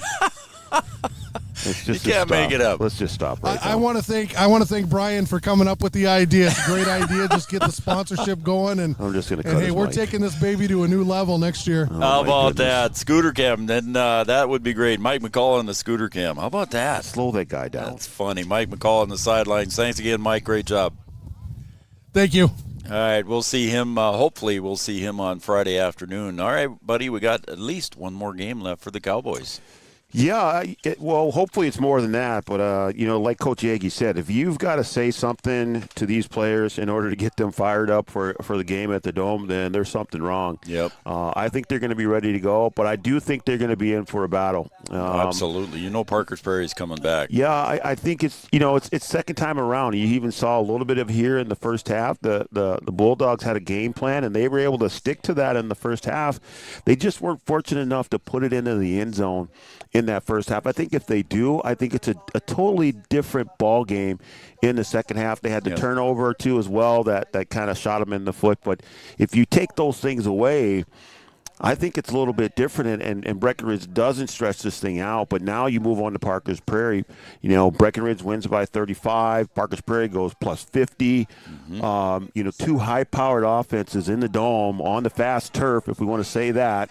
It could be an exciting football game. I think it's going to be a good championship battle, Minnesota high school football, Section 6A. We are being told, Brian, that it is at 12:30. 12:30. That is what we're being told. And it'll be kind of rolling a little bit because what game are they? Are they the second or I would guess third they're game? second, maybe the third. So there are games in front of Breckenridge. So the targeted start is 12:30.